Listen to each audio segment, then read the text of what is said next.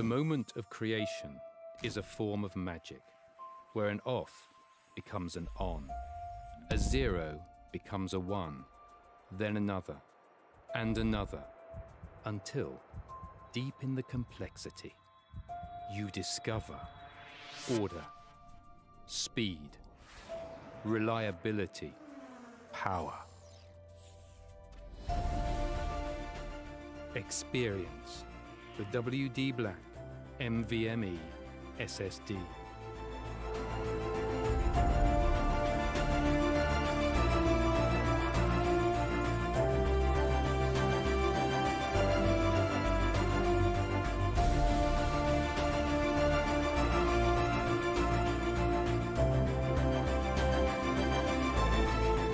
Fueled by darkness. Level up to NVMe SSD performance.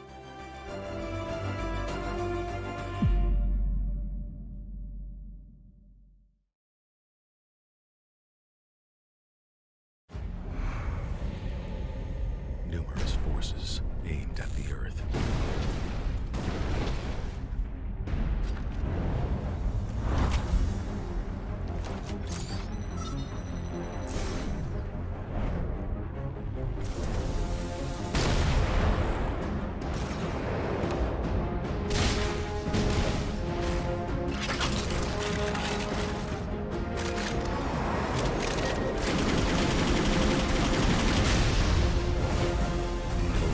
And injustice.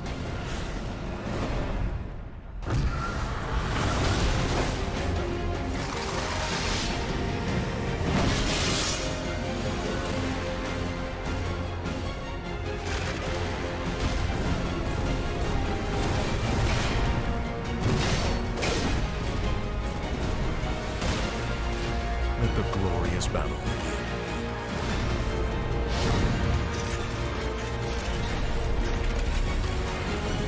Geared up for victory. LG Ultragear Gaming Monitor.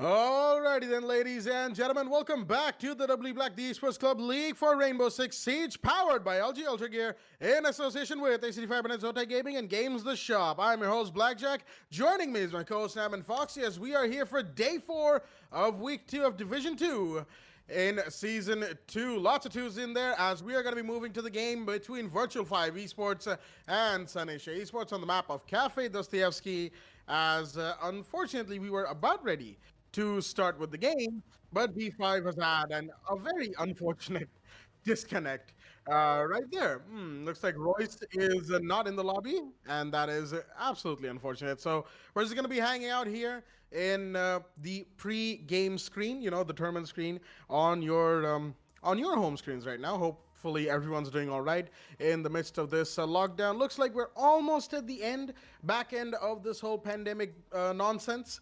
But do be safe out there, stay hydrated, and stay clean in your homes for the time being. In the meanwhile, Virtual 5 versus Sanisha Esports, they certainly are going to have an exciting game here on Cafe Dostoevsky. And overall, Cafe as a map, we've seen it come out quite a bit. I would say a little bit more in the early season than we did in Season 1. And certainly stands to reason, because Cafe, as it is right now, is actually a pretty solid map. It's mostly balanced. Certain areas can be contested here and there. Maybe a few buffer rooms that some people don't like. But outside of that, as in terms of defenders holding site or attackers roam clearing or whatever, Cafe as a map currently is pretty good. With that being said, Foxy, how do you feel tonight? I feel amazing, Blackjack, as will be up and running in this matchup today. That is going to be Sunny Asia Esports versus Virtual 5. Both these teams have been performing amazingly. We did see Sunny Asia lose against Never Diamonds in the week 1 of season 2. That was on the same map for that matter. Sunny Asia Esports definitely gave a good fight to Never Diamonds. It was a 7-4, I think. That was a 7-5 or a 4, I think.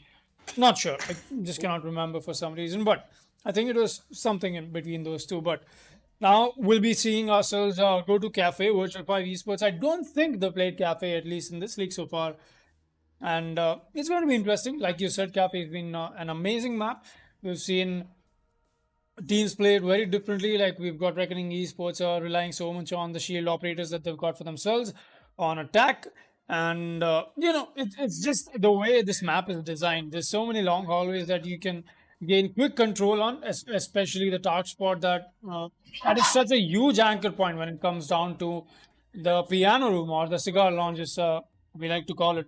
So we'll be seeing ourselves go into this matchup here.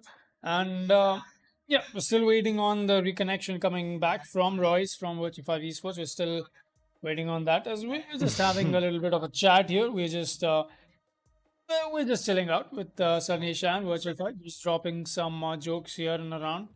As today's playing rosters from the side of Virtual 5 Esports are going to be Viper, Casket, Mike, Nanny, and Royce. That is, they've been playing with the roster, no change here. But Sunny Asia Esports are going to bring out Hulky, Dash, Flame Blame, Dark Lord, and the Pegasus. Dots and Ariel won't be joining us today, as we'll be proceeding in this match very, very early. Don't worry, guys. Don't worry. I know. I skipped the timer. I brought it to the ads. I took us in the lobby. But the moment we cut to the lobby on the stream, Royce had to disconnect. So it happens. I mean, we can't blame the man as well. It's some technical difficulties that we always face. And with that being said, what are the few bans that you're expecting to happen today, Blackjack? Well, that is certainly a very good question. Cafe as a map, considering the fact that a lot of teams like to go onto third floor bar and cocktail lounge immediately as an opener site, Right. you might see a Ying or a Capital ban in pertaining to those sites. Maybe Ying more so than Cap, because Cap does have a specific counter that is, of course, the Wamai, and Warden for the smoke bolts. So Ying, we might see a Ying ban on Cafe. We've seen those before, and certainly not out of the question, given the fact that she has 3 Candelas and smoke grenades, mind you. Smoke grenades are one of the most powerful things in Rainbow Six, if you really think about it. Cutting off lines of sight, areas to push. This uncertainty is the name of a smoke grenade. So a Ying ban, maybe a Thatcher ban. We might be looking at that. We've seen Thatcher be banned quite a bit in both seasons so far of the W Back the Esports Club League for Rainbow Six Siege. Again, I'm not putting Capital off the cards, but less chance than the other two that I just mentioned. Then again, if Virtual 5 and Sunny Asia just want to play like a standard Rainbow Six lobby, we might just see a Jackal ban, because why not at this point? Jackal doesn't get to play a whole lot of games anyway. Might as well take him out of one more, am I right? But when it comes to the defenders, there's going to be a Mira ban for sure, because we've seen lots and lots of Mira plays here in Cafe Dostoevsky. She has exerted quite a bit of control, especially on the top floor. Even before Cafe was buffed, it's been a map where Mira has been able to dominate before. And the Echo to go out, or a Maestro, they're both at this point interchangeable bans. As with that being said, Royce has joined in the lobby, and looks like both teams are ready here. So we'll be joining them in the game on Cafe Dostoevsky in just a few seconds. There we go. The match has begun. So, ladies and gentlemen, enough with the chit-chat. We are here for the game between Virtual 5 Esports and Sunny Asia Esports on the map of Cafe Dostoevsky. I've made some predictions with the bans. Foxy, take it away. Thank you, Blackjack. As we'll be up and running here, Sunny Asia Esports starting off in defense. And the first ban coming out from them is going to be, all right, don't keep me waiting. There we go, Thatcher. A ban that is pretty much, he's been facing the ban wave quite a lot. We saw him getting banned the entirety yesterday, and looks like Division 2 doesn't like to play with Thatcher. But we're seeing the Blackbeard getting banned as well. Virtual 5 Esports, that is not a ban that I was expecting. Whoa there. Very honest. Blackbeard, no, not what I was expecting, but we do have Dark Lord on the side of Sunny Asia Esports, and we know how amazing he has played with the Blackbeard for himself, and that was on a map of Villa. I just cannot remember who that match was against, though. I think it was Hawks Gaming. I cannot remember, but Dark Lord has proven to be amazing with that operator, and that is exactly, we'll be seeing a targeted ban coming in towards Sun Asia, while the Valkyrie faces the ban rate as well, along with the Echo. So much intel relaying potential taken away from the defenders with the Valkyrie of the board and the Echo. That is going to give the IQ so much freeway to just focus on a little more on-site utility that she has to take out. But it only stands to see if V5 wants to play the IQ. Mike will be playing the IQ just as I speak about it. And now that we are up and running with this match here, let's take a quick look at both these rosters. Viper, Cuskid, Mike, Nanny, and Royce on the side of Virtual 5 Esports, while we've got Hulky, Dash, Flame Blame, Dark Lord, and the Pegasus on the side of Sun Asia. Flame Blame is going to bring out the Mira instead of the Clash. A very intelligent 6-pick coming in from him, as we'll be seeing them defend the bar and cocktail lounges first. Excuse me, a very dependable side that almost all the teams like to go for in the first get going. So, all right, Dash is going to come out with a very early impact there. I don't think that's an impact we usually see. I mean, it's usually done on the default plan spot, that is on towards the tables, but then again, he's just opening up enough lines of sight to make sure that the vertical gameplay is being established from the side of defense to maybe even stop immediate rush coming in from the side of the attack. We'll not be seeing Mike employ the IQ again, as I was expecting that to happen in the 6-pick phase. We saw him go into IQ, switch to Sledge, and maybe just wanted to throw off the defenders a little bit here and there, but no. That is not what he'll be doing. They want the soft breach for themselves, despite Viper running the Ash and Nanny running the Jackal. He's definitely got the shotgun in his back pocket. Well, let us see what happens today. Hulky running the AUG is going to make sure nobody from the side of Vice States is allowed a quick rush in, as we have seen many Ash mates bring out such rushes for themselves. As this time around, Viper is going to be on the Ash. Amazing gunplay on this man. It only stands to see how this turns out for the attacking team.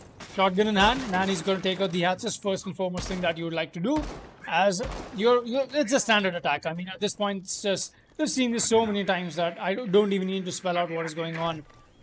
Seeing them make their way in, a really good shield. Like I said, it's standard stuff. Holding down the dark spot onto the side of cigar lounges. Make sure that you can stall as much time as you can. And the MP5 in the hands, MP5K in the hands of the Pegasus. Seeing him hold down this. Alright, so Dark Lord is going to be running the Jaeger. Usually when Pegasus isn't played on the side of Sun Asia Esports, we see him play the Jaeger. But this time around, looks like he'll just be playing his brother-in-arms, as I like to call him. As two drones get caught out by Pegasus.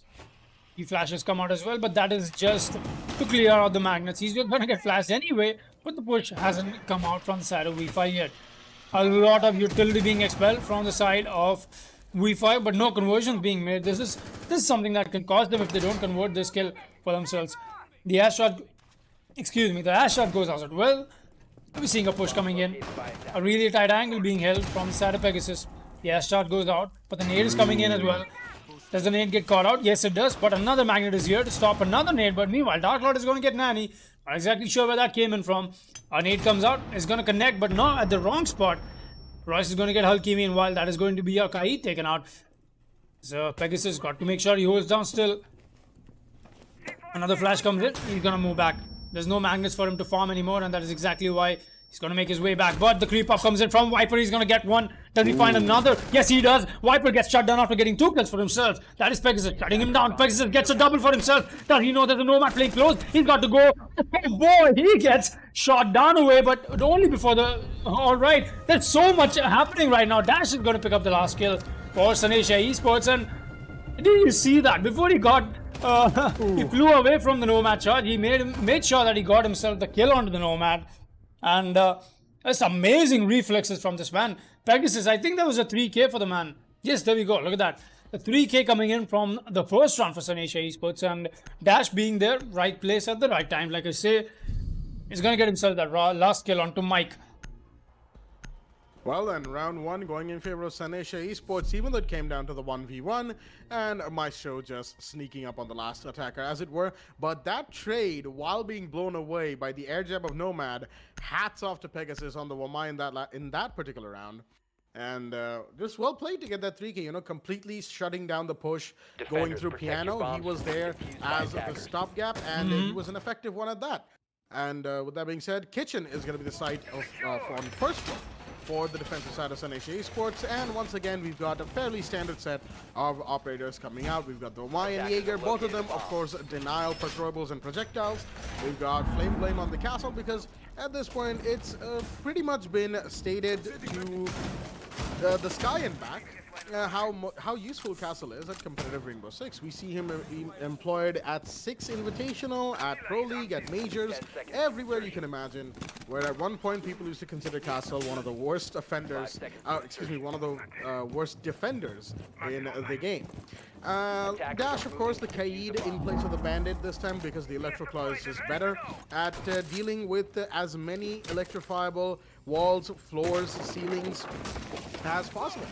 And of course, that has been, and of course, Pegasus on the Legion. Yeah, I almost forgot, but Pegasus is the Legion for, of course, the Goo Mines intel, all sound cues, all of that good stuff. That being said, Virtual 5 definitely want to put this round on the board for themselves. Second round is certainly going to be quite the interesting round right here. V5 definitely want to put this round on board to make sure that the early game equalizer comes out. And ooh, Pegasus is actually going to get one. That is the Legion getting Viper, the ashes of the board. That's a big kill right there because we all know how deadly Viper can be with the ash. And with him out of the way, Sanesha's defense is going to be just that little bit more better off. It is still a 4v5, and Virtual 5 could easily turn this into a winnable situation for themselves. But will they be able to? The Jackal's going to track a Dark Lord, that is the Jaeger, who's just running around White Stairs right now. He's going to rotate back towards the bottom of White Stairs, VIP corridor, and back close to the site. At the very least, first floor bar, where he can just roam around and get a couple kills for himself. Magnet will watch over us. Excuse me, I had a bit of a headphone problem once again. Dark Lord, once again sitting inside of dining room right there. As, the Jackal tracks have, of course, finished. And no footprints being found just yet by Nanny. He's going to have to search for those once again. And it's quite the interesting situation with how Jackal's gadget works currently. It's more like a trade-off, right? You get lesser pings but at a safer distance from your target, or do you get closer to your target and potentially become the prey yourself? A little bit of a mind game, as we see somebody that is an attacker. That might just be the Jackal pushing reading room from the looks of things, as Kaid is firing away. That is Dash over there, and there we go. Jackal's tracked someone once again, and it might just be the Jaeger directly below him. It definitely is, and the Jackal's pushing down Nanny. Might find him. No, he's going to take shots to the face as Dark Lord is going to take down Nanny, and that is it. Oop, excuse me, I hit my mic right there. But that is now a 3v5 in favor of Sanesha Esports. Looks like they're putting the defensive rounds on board for themselves. At the very least, they want to, as Dark Lord, he's gotten a kill for himself right now. He's a little hit, mind you. But if he's careful enough with how he pushes, there's somebody next to him, though. There's the sledge, but there's the castle for cover, and Dark Lord will confirm as Hulky's taking a bit of damage. Dash goes down in the meanwhile. All right, that's an interesting kill, but Hulky's here, and he's going to get one, and the Nomad goes down as well from Hulky as, oh dear me, not sure how that went down. Oh, he just hip-fired them. Oh, no. Oh, no, that is absolutely unfortunate. The Wamai getting those 2 kills, hip firing away to glory. As round 2 goes to Sanesha Esports, we're going to be going for a quick rehost, as it looks like V5 have a bit of a sound bug. And with that, we'll be right back with more siege action from this rehost. Stay tuned.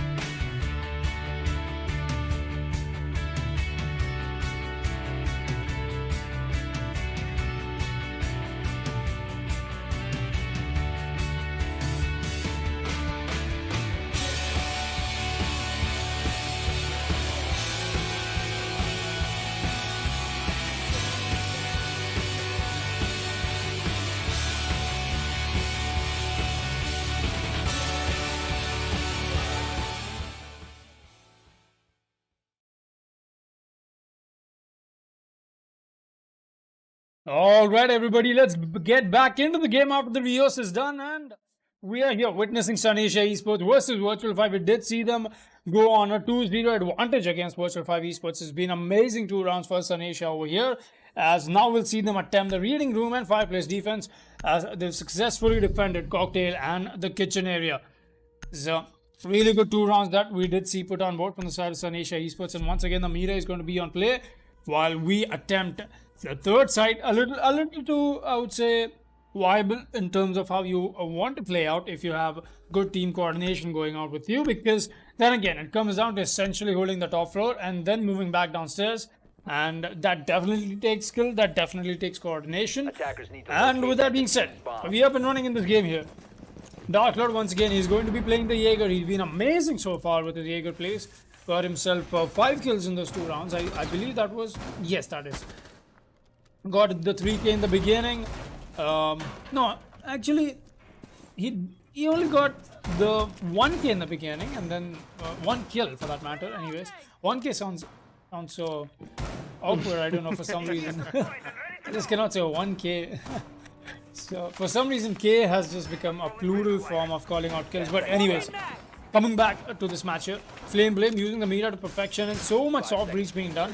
Definitely that is what you need on a site like this, as a kitchen and the dining area is not exactly a site that you can depend on if all the sides rather, the walls are reinforced on. We'll be seeing Pegasus hold down by himself onto the dark spot.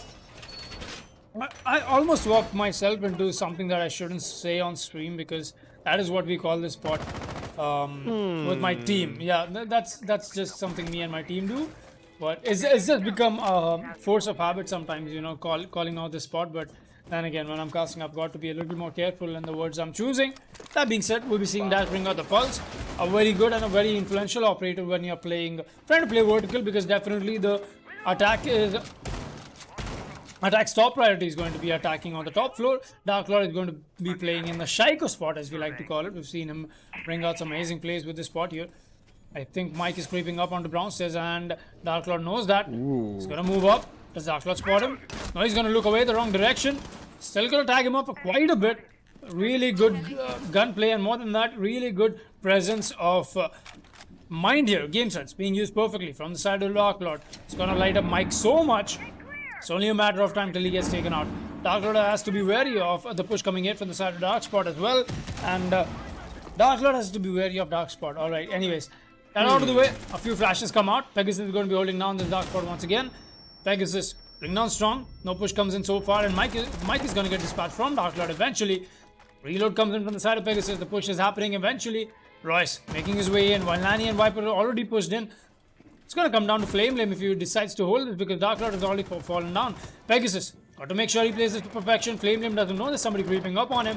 Viper coming so close to him. He looks away at the wrong time. Does Viper convert on it? Yes, he will. The Ash creeping up on the Mira. Not going to get spotted. Nani is going to get the Pegasus as well. And now we stand at a 3 versus 4. Sunasia in the deficit. C4 goes out, nothing to connect, and that's one wasted C4, and that is all the C4 that Sunasia has for themselves. Hulky pulling down the white stairs. Nani still going strong. Everybody's going to be so full on HP as Hulky is just waiting for the push from Whiteboard to come in, but he's just going to fall back and fall outside for that matter. Jackals can come in as well. That is definitely going to make things all the while more difficult for Dash to play on site.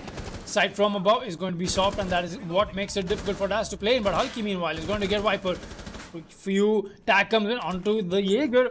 Does he convert on that kill? Yes, he does. The down comes in and the plant is going down. Hulky creeping up on the laundry. He's going to get one. Dash is not going to get anybody so far. The cover comes in at perfect time. It's a 1 versus 1 for Hulky now. He gets the cover. Does he get the planter or not is a real question. He's got to pre-fire into this, but he's going to lose that fight. And Virtual 5 Esports are going to walk away with round 3. Finally putting a round on board for themselves as Royce a little too confused from where that pre-fire came in from. But finally, he's going to get Hulky with his bearing 9. And that is exactly how E5 are going to come back in on this match here. Taking us to round 4. 2-1 is going to be the scoreline and 1 round away from the equalizer.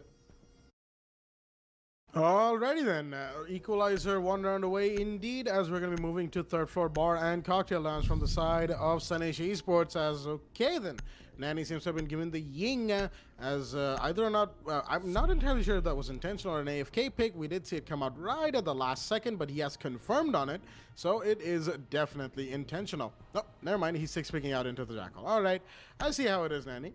With that being said, that's the only 6-pick coming out from either teams, and Jackal will be in play. Both the Spaniards are in play, in fact, for that matter, in this match. And that's a bit of a rare sight. Mira and Jackal. You usually see either one of them banned or both of them banned for good measure.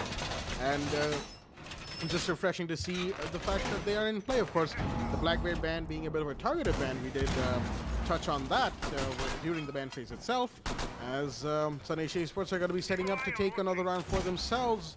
But Virtual 5, they definitely look like they're on track to get this round on board for themselves, equalize, and then take the lead. If anything, there's been a bit of a trend in Season 2 of WD Black the Esports Club League so far. From what I've seen, that is the fact that any particular team can take the early game 2-1, even 3-0 for that matter. And then their opponents, they're sort of trailing, you know, it's 3-0, then 3-2, then, you know, 3-3. But then suddenly the ones who were in the lead originally, they take the lead again. And after that, then comes the twist. That's where the games get close. You know, it gets to like a 5-3, and about 70% of the time what we're seeing is it goes from a 5-3 to a 5-5, or even if it's a 4-3, a 4-4, and then one team takes the lead, or, as it's happened quite a bit this time around, overtime comes out. We saw a grenade come out on the white hallway outside of Dark Spot and Cigar Lounge right here. Omar's going to put down another magnet. Pegasus deciding, all right, that window is in contention. Let me just secure myself from any sort of projectiles being thrown in from that particular area. Cover my backside, as it were, and make sure I don't get grenaded off into the distance. Maestro's going to be manning one of the Miras. That's, of course, Dash right there. As Pegasus still playing Dark Spot. Mike has dropped the red hatch right now. He's going to be joined by the Hibana, that is Royce. And it looks like things are going to be heating up right here on this attack. I found one. Excuse me. Alrighty then, Viper playing below. He's got the grenade launcher in hand, but no, he's not going to be using that. He wants to put the white stairs, but there's the Jaeger from below, and he's going to get him. And that is Viper of the board, Dark Lord with a big kill. The Ash is gone once again, but will that matter? A C4 coming out from Mira. Will it connect? No, it won't. Doesn't look like it. And indeed, it will not. The only one to take damage. Oh, Hulky goes down in the meanwhile. That's Kuskid getting that kill onto Kaid. And shots fired from the mid-stairs window is going to get the Wamai. That is Pegasus out of the Dark Spot. And that's another big play right there, putting the defenders in the deficit, as Hibana, that is Royce, has pushed in ever so silently into the default plant area behind that shelf. Covers coming out from the sledge. Mike, as the plant is going up from Royce. Will there be a C4 from below? Doesn't look like it. Flame Blame has, of course, expanded his C4 as Hibana's taking some shots, but no, the Evil Eye won't be able to deny in time, as now it's a post-plant situation, 4v3, and Virtual 5 are definitely in the driver's seat for this round. Shots are being fired, but will they connect? It's pretty much a game between the east and west sides of the map, as Kuskit is making his way from the second floor, trying to catch anybody going for a sneaky flank. Flameblim in the middle, meanwhile playing very close as Dark Lord looks like he's going to go for a flank right here. Dash goes down, the Miras come in, Russ is going to get Dash, confirm onto him that the Jackal gets Jaeger. Mira turns Jackal, that's a refrag, but no, Mira will not be able to get the final kills as Royce with the Bearing 9 is going to clean up on the last defender remaining and give V5 the equalizer in the early game right here, winning round 4, 2-2, nobody's favor.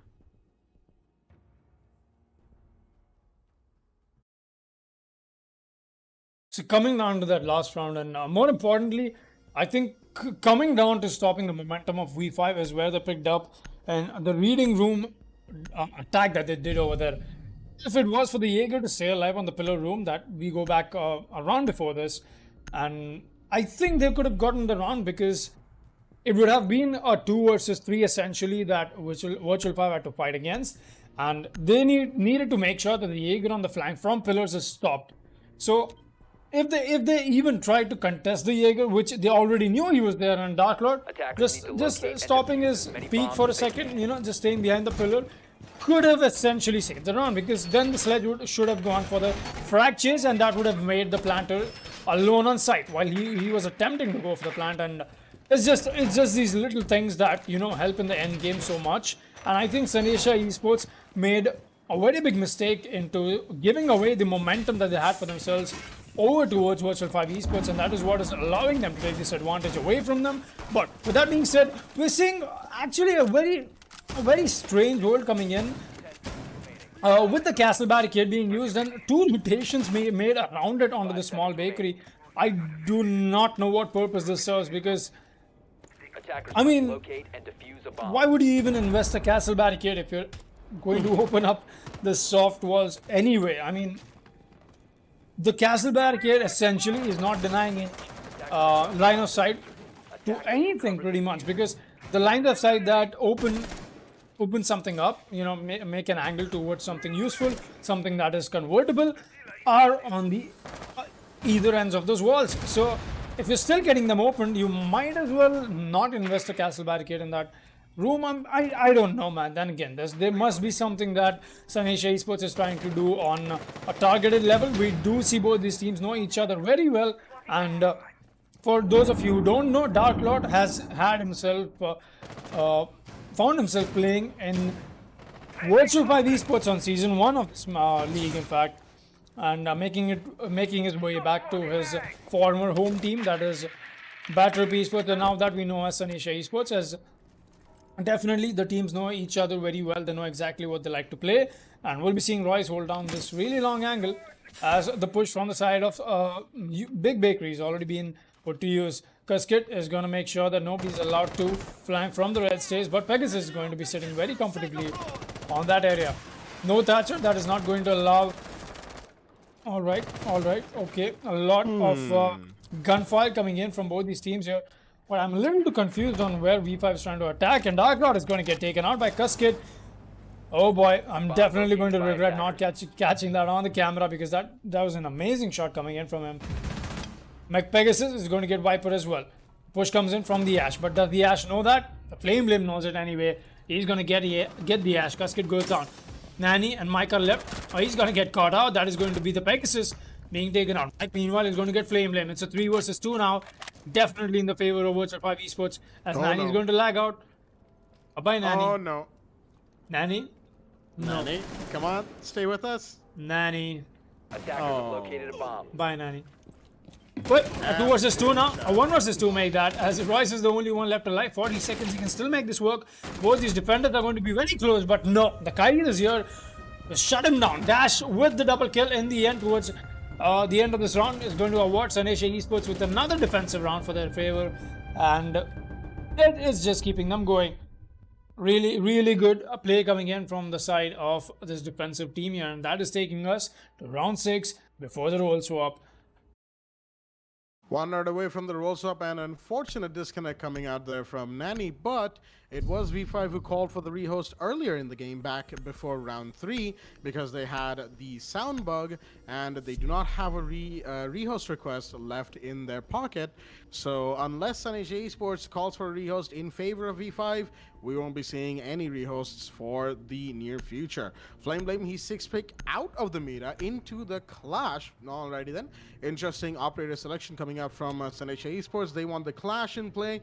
Attackers And need to locate and defuse they the bomb. might be revisiting some Clash strategy videos because even though Clash herself in a solo play isn't exactly the best operator to have on hand, with team coordination and with enough practice on that operator with the shield, she can be a deadly force to be reckoned with.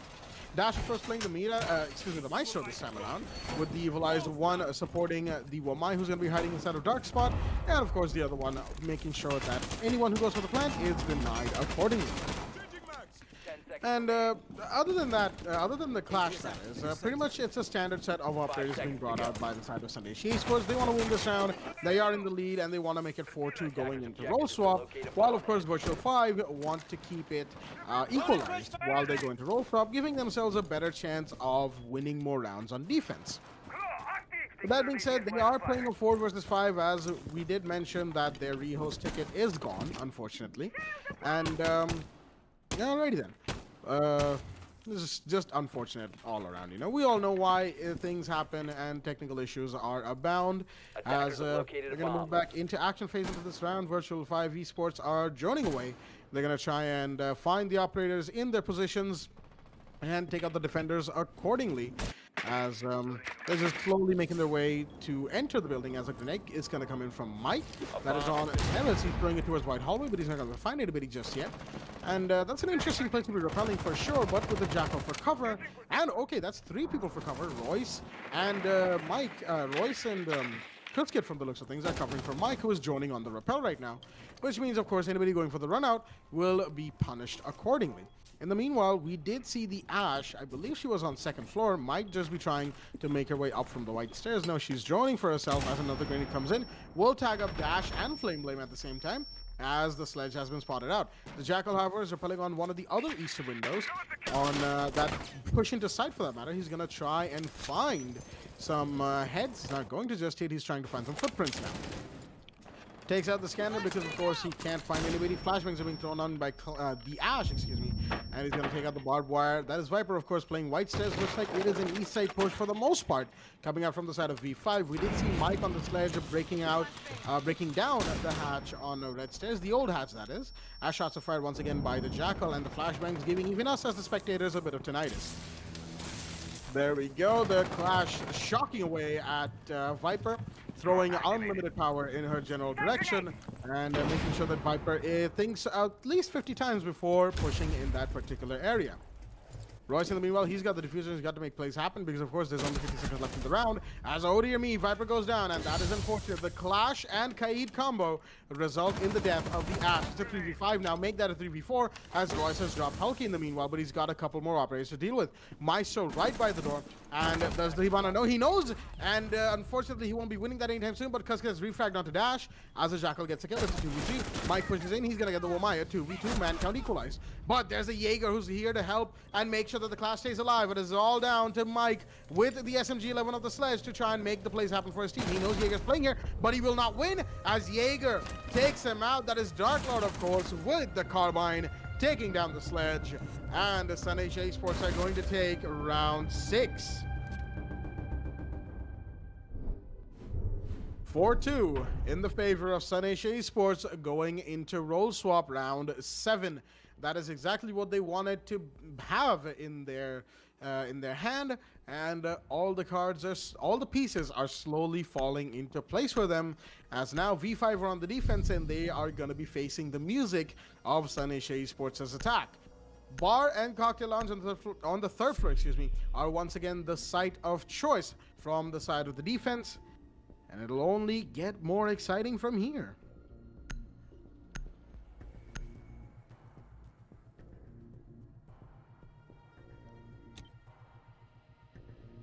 Attackers need to locate and defuse bombs.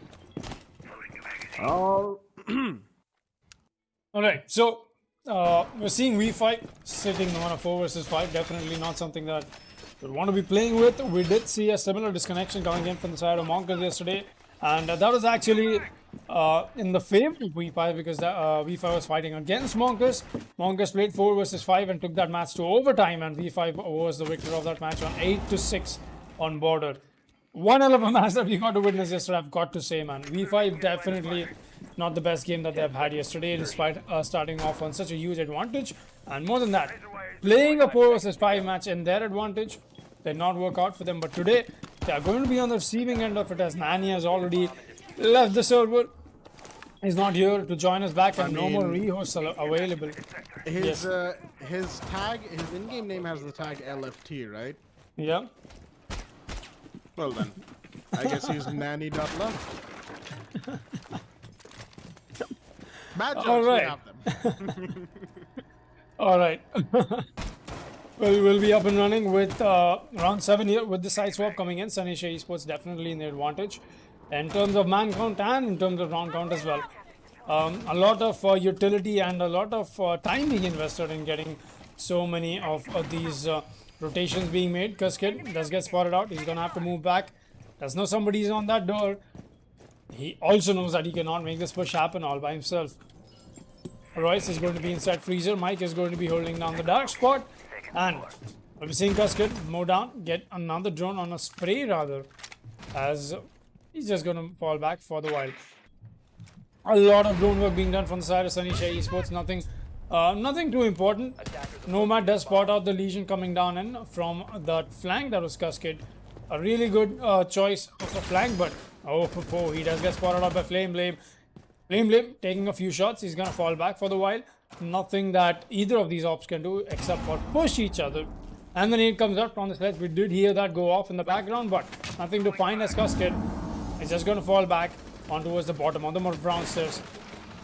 Barricade does get opened out. That was most possibly for a distraction coming in from them, as Sanisha Esports a little too slow with what they're doing right now. Nani has returned, and that has given enough time for the last defender for the side of Virtual 5 to come back and join the lobby.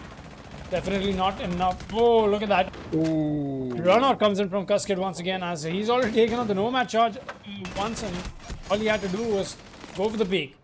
Dark Lord is going to get tagged along quite a lot from the holes that he's made for himself, and looks like a very unorthodox push coming in from the side of Sunny Asia, and they've been doing that quite a lot. I'm gonna be honest. We see Sunny Asia going for a 5-man dedicated push on towards construction when it comes to clubhouse, and now a 5-man dedicated push when it comes to the side of cocktail and bar defenses. But this is not recommended when the stakes are so high in a league like this. And look at that, exactly what I'm talking about. Not something that you want to experiment on a match like this. And it's all going to come down to this Sabana. Dasher is going to get one frag for himself, but the real question is, can he find 3 more to clutch it out for his team?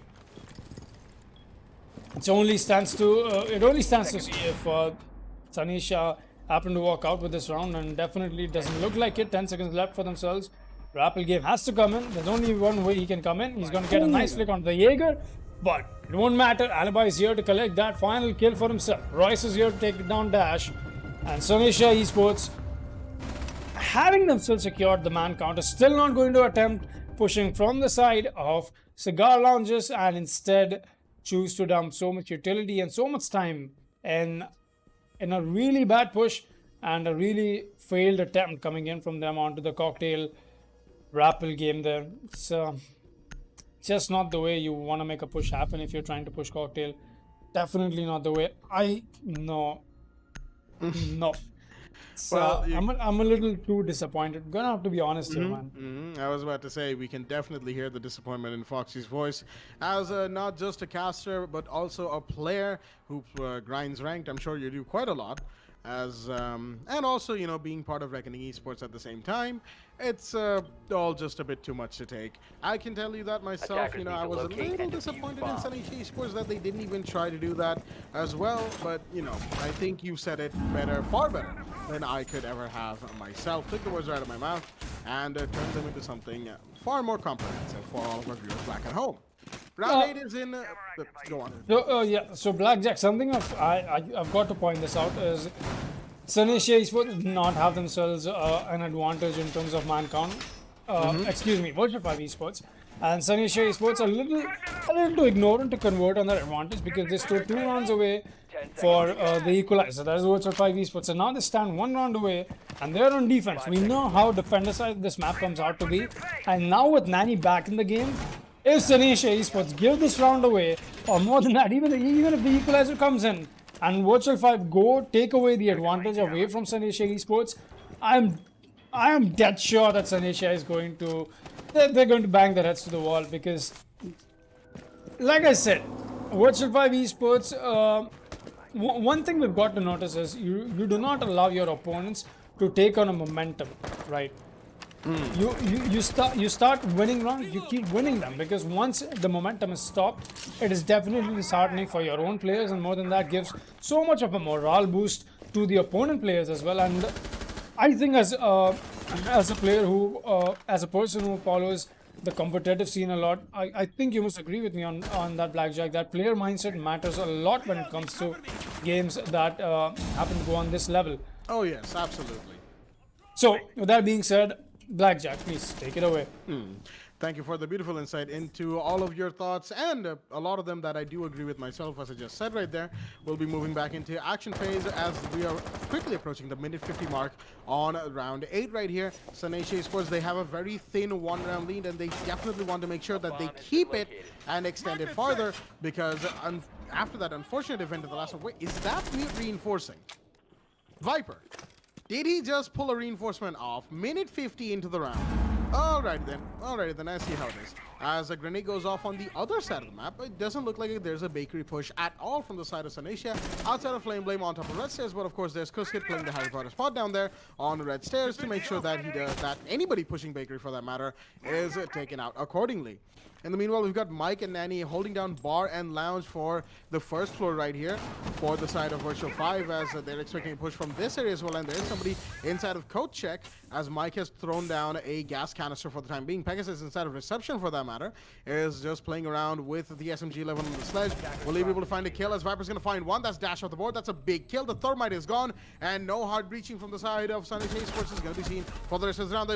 Oh dear me, the Jaeger is supposed to be. He's going to get one. He's going to get lit up slightly, but he knows where that IQ is playing.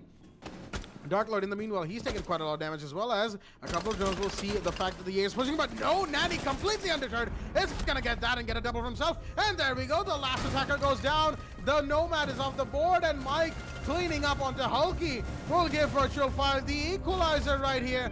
The exact thing Sunasia Esports did not want to happen has in fact come to pass. 4-4 in round 9. Nobody's favor.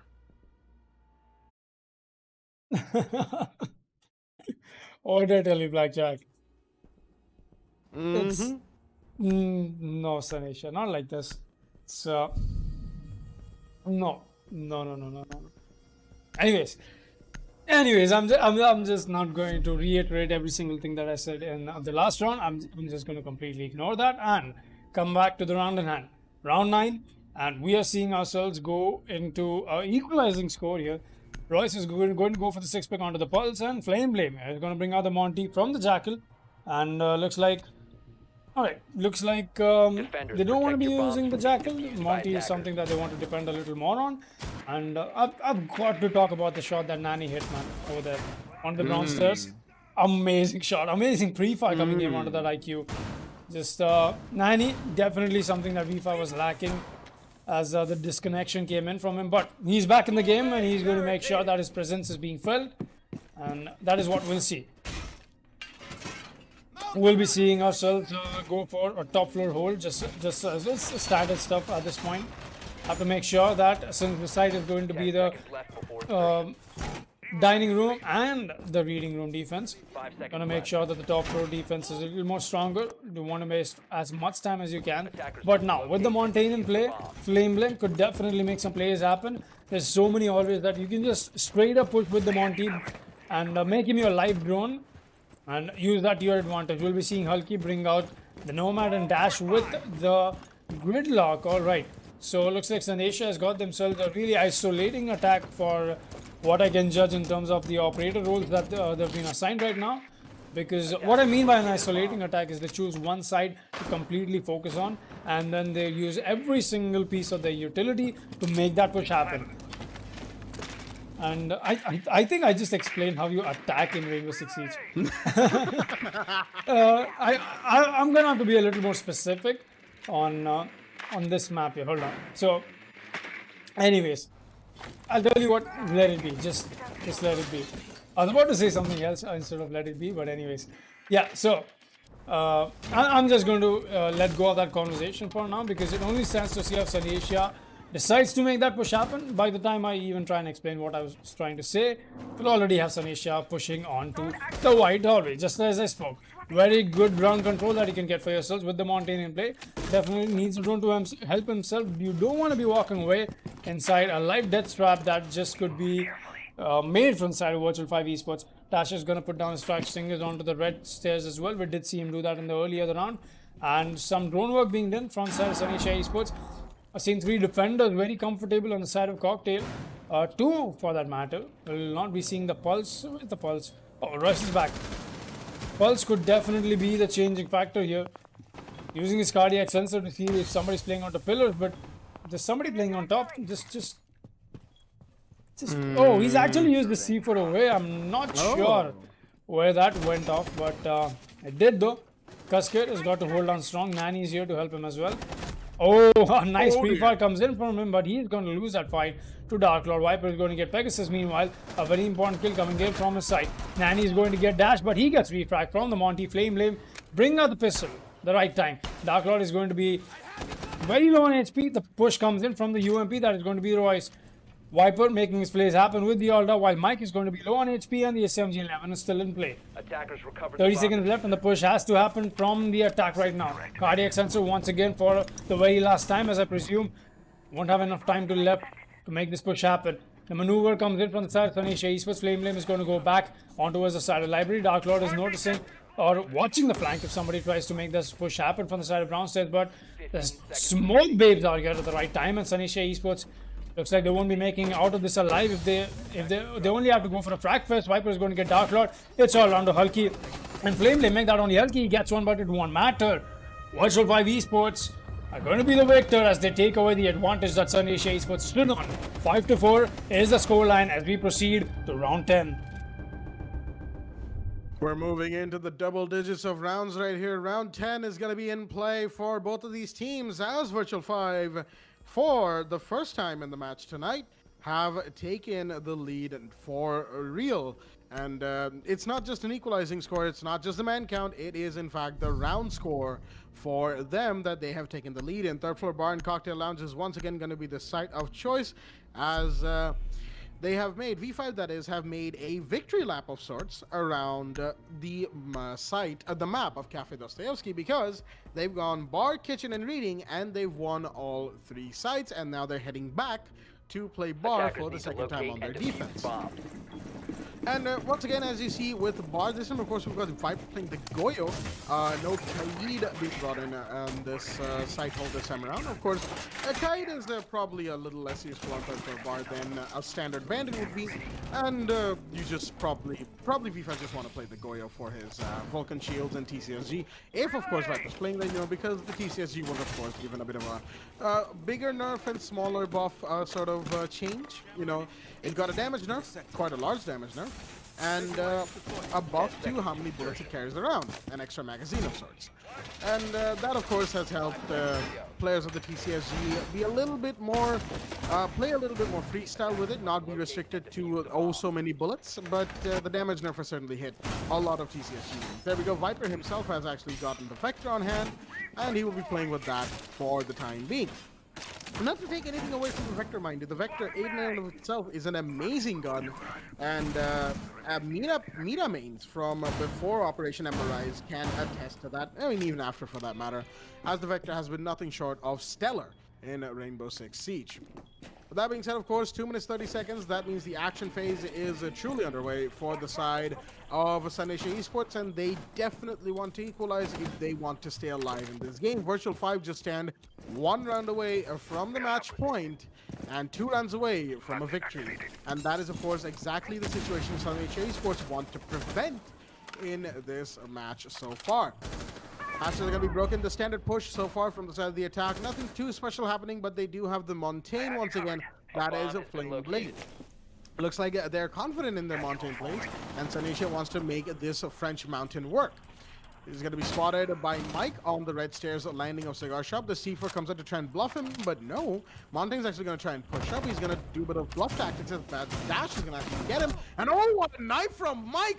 The ninja vanish from in front of the Monty is going to cost the Montaigne his life, and Flame Beam goes down to an amazing play from the side of the Mutas. Pegasus unfortunately has also disconnected from the game. That is unfortunate for Sun Esports, and now they are in a man disadvantage. Nanny did go down in the meanwhile. The Jaegers off the board, but the trade-off is Monty, and I didn't exactly get to see which operator Pegasus was playing, but I assume it was one that was much needed for this push. So with that being said, oh, Darklaw's going to get one equalizing the man count. That's Royce of the board. The Womai is gone. No more Magnus for him, as he would have had at least two, or even one for that matter, to throw out. And one is always a number that is quite contested in Rainbow Six. It can be the number of victory or the number of loss, as we see IQ pushing up through Cigar. He's got to contest with Mike right here inside of washrooms, and will he be able to, or will the shotgun or SMG11 in this case take the victory right here? Mike is making a little bit of noise. The IQ might just know that he's in here. The peek is going to come in, and no, the IQ is going to win that. Alrighty then, the double kill for Darklaw is going to give himself access to sight. He's going to light up Goyo a little bit as well on his arms. He gets the castle. That's a triple kill for Darklord. Just one more left, and that is Viper right here. The C4 won't go off from him as he tries to find the IQ, but he won't be able to. Plant is going off as Dash has gotten it off, and now it's a post-plant 1v3 for Viper to try and play in. Shots are being fired in his general direction as Hulky knows where he is, or has an idea. Dash does too, and he's going to try and rotate, but no, Dash will get the kill. And there we go. Sanisha Esports will be able to equalize despite having a bit of a disconnect. And they have asked for... Oh, no, they wanted to ask for the rehost, but looks like Pegasus has returned. He indeed has. So, no rehost, thankfully for all of our viewers at home, as we'll be moving swiftly to round 11, 5-5 in nobody's favor. Round 11 is where we'll be going to, and looks like this match is getting a little more interesting as both these teams, they don't want to give up. Despite the man count disadvantage that Sanisha found themselves in the beginning of the match, Dark Lord is here to make sure he shuts down V5 with this amazing gunplay that this man has on board for himself. The LMG plays from the IQ with the angle grip, just too good, really. Flame Blade is going to bring out the Montaigne. He's going to bring out the Montaigne once again from the Maverick, and looks like it's been working out so far. Attackers need to locate That solo push onto the Mute definitely did not work out in the last round. Mike outplaying Flame Blade, just knifing his body away there, and we'll be seeing ourselves go into this matchup. See how the setup from the side of V5 looks like. The standard stuff being done, the small bakery wall being reinforced, the castle being put into play as well. Problem is going to be reinforced, the rotation made onto the small bakery from the side. The Freezer has got himself a rotation as well. So V5, they've been this team that has always depended so much on strategies, and for some reason, I've told this time and again, I'll tell this once more, is no matter how many strategies you put up, if you do not have enough crossfire or you don't win your gunfights, it's none of that makes any point.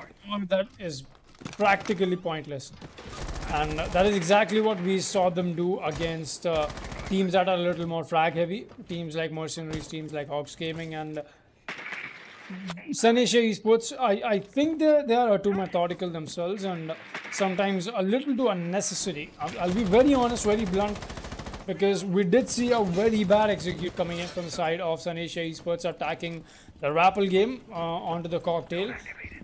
I'm not saying you cannot push the site over there, as it's definitely a little less viable than the site that you can push right below Skylight, but what I'm saying is the site could have pushed better in terms of what they did, and just a little bit of a misplay coming from them, and that is going to give so much room for World Survive Esports to make that push happen for themselves, and more than that, get them that equalizer and possibly even stay in the advantage. But for now, it's the equalizer. Cascade hiding in this really cheeky spot here. Does get spotted out. Pre-fast come in from the Nomad, but he's gonna have enough of a window to maneuver back onto the bottom of the Harry Potter stairs. I'll be seeing Viper make a crossfire with Royce. So, you know, bad spot right now. Viper tries to go for the pre-fire. Look at that peek. Comes in from him and he's going to get dashed. That's your only hard breacher. Taken out. Flame trying to go for some Montaigne plays, but Dark Lord is here to equalize the man count. Hulky is here to get one more. And looks like the push that started off in the attack, defender's advantage is now in the attackers all of a sudden. Hulky and Dark Lord are going to be low on HP, but will that matter as the soft breach from the Buck is coming in as well. Peek from Pegasus comes in and he's going to claim the life of Nanny. It's a 2 versus 4, but Mike is here to get one. Mike is here to get two. Mike is going to claim the life of Dark Lord, that is with his Toxic Babes. It's all down to Viper and Mike. Make this push happen. MP5K in the hand and the SMG11. Hulky is going to be low on HP as well, and it's the Montaigne versus the Nomad. Excuse me, the Montaigne and the Nomad versus the SAS brothers. Push comes in. Knife comes in as well. That's going to be a huge heavy tag onto the Montaigne. Hulky is inside side already. He doesn't know there's somebody playing in prep room, but he gets taken out. It's all down to Flame. He's going to get Mike as well from the hip. I presume that was. It's all down to Viper and Flame to play this right. 30 seconds left. The Monty has got to close up on him and get the knife because he's going to be so low on HP. The moment he unshields, he's done for. Viper is not going to connect so far. C4 comes out, but the headshot is here to connect. And Viper is going to claim the life of Flame. And Versus 5 Esports proceed to match point. Oh, the shot right there coming out from the Mute, taking the head clean off Monte as he went for the ADS peak right there. A little bit of back and forth between both of those operators in that 1v1. But at the end of the day, V5 are going to be going into match point right here. 6-5 in their favor as Sanesha Esports are facing the depths of the barrel. Definitely messed up that proverb that I was trying to use right there, but they are of course staring into the proverbial depths of the dark barrel as we see the Capita come out from Flame. Nope, he's gonna 6-pick out into the Monty once again, and Sanesha really wants to make the Montaigne plays happen. It did almost work out. He had a 1v2 to contend with. He took down the smoke. He only had Attackers one more need to SAS locate brother and to go defuse through, many bombs but as they unfortunately Mute proved to be too smart for him. And if anybody's read Mute's operator bio, well, you know he's a super genius. So, Pointing something out here from the side of V5 is, despite the Montaigne pick coming in from the side of Sanesha Esports time and again, V5 has been undeterred in their operators roles. They're doing exactly what they want to do. They're not going for any changes in what they've been doing with the Montaigne play. Right? We don't care if it's a Montaigne. We're not going to pick anything that essentially counters the Montaigne and at least stalls the push coming in from that also influential shield operator. But right now V5 is just a little too invested and having their fun right now, and definitely I think it's deserved getting themselves at match point while they stood on such a huge deficit starting off in the beginning of the match. Definitely the tables have turned around and they've come to turn around in the favor of V5. Absolutely, and given what we are seeing so far, Sanesha Esports are definitely going to be giving themselves a bit of a hard time in the comms because, as you mentioned, V5 were at one point a massive disadvantage. Nanny had disconnected, they didn't have a rehost, they were in the round deficit, and they still managed to pull out a few rounds for themselves, and Sanesha now find themselves with a very essential single round that they have to win, otherwise it is a good night for them on day 4 of Season 2 for Division 2. Jones are coming in, Hulky joining ahead for the Gridlock, of course, finds the Jaeger, sitting by paintings on Heaven, just below the drop, of course, as Flame Mazar has made his way down red stairs. He knows there's the C4 on the door frame, and he can't push in too far, lest he be taken out by that exact same C4.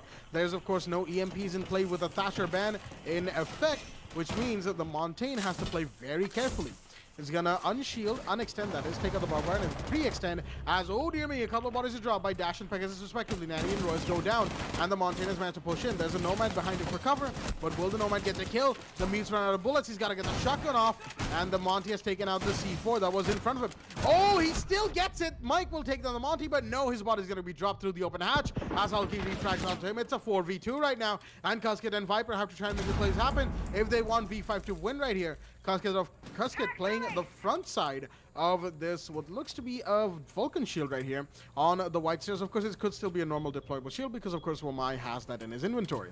But that being said, there are drones coming in through the cigar push that San Asia Esports have done for themselves. And so far, it looks like we might be seeing overtime. Buck has made his way into bathroom, and he might just go into cold room right here. Will that be the play that he needs to secure these last 2 kills as we're moving to 50 seconds? Oh, the Goyo goes down. It's a 1v4 right now. All down to Kuskit. He's going to get 1, but will he be able to get the rest? No, he won't. Dark Lord will take down Kuskit. The IQ with the LMG is going to secure round 12 for San Asia Esports. And that means it's a 6-6 equalizer going into overtime. Ladies and gentlemen, are you ready to rumble? Oh boy, this team's definitely taking us to overtime. I was not expecting this to happen. Definitely not. So starting off with this match here today, I was very excited. Very good teams, both of them. Amazing roster that both of these teams have for themselves. But overtime on a map like Cafe, okay, all right, okay, we're in for this. Definitely. At least we both are. I mean, we love it when matches go to overtime, and it's been such a close fight coming from both these teams. And Flame, I've got to say this, man, you've got to play something else. It's not working out. The Mountain plays, they're not working out. It's definitely not working out.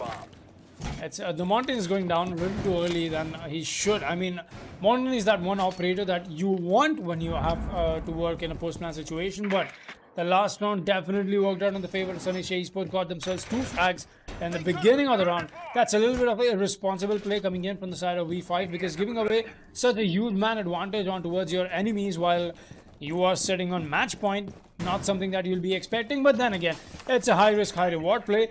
You would definitely expect as the one taking the gunfight that, all right, I'm going to peak this, I'm going to win the gunfight as well. But guess what? San Asia Esports was already expecting that.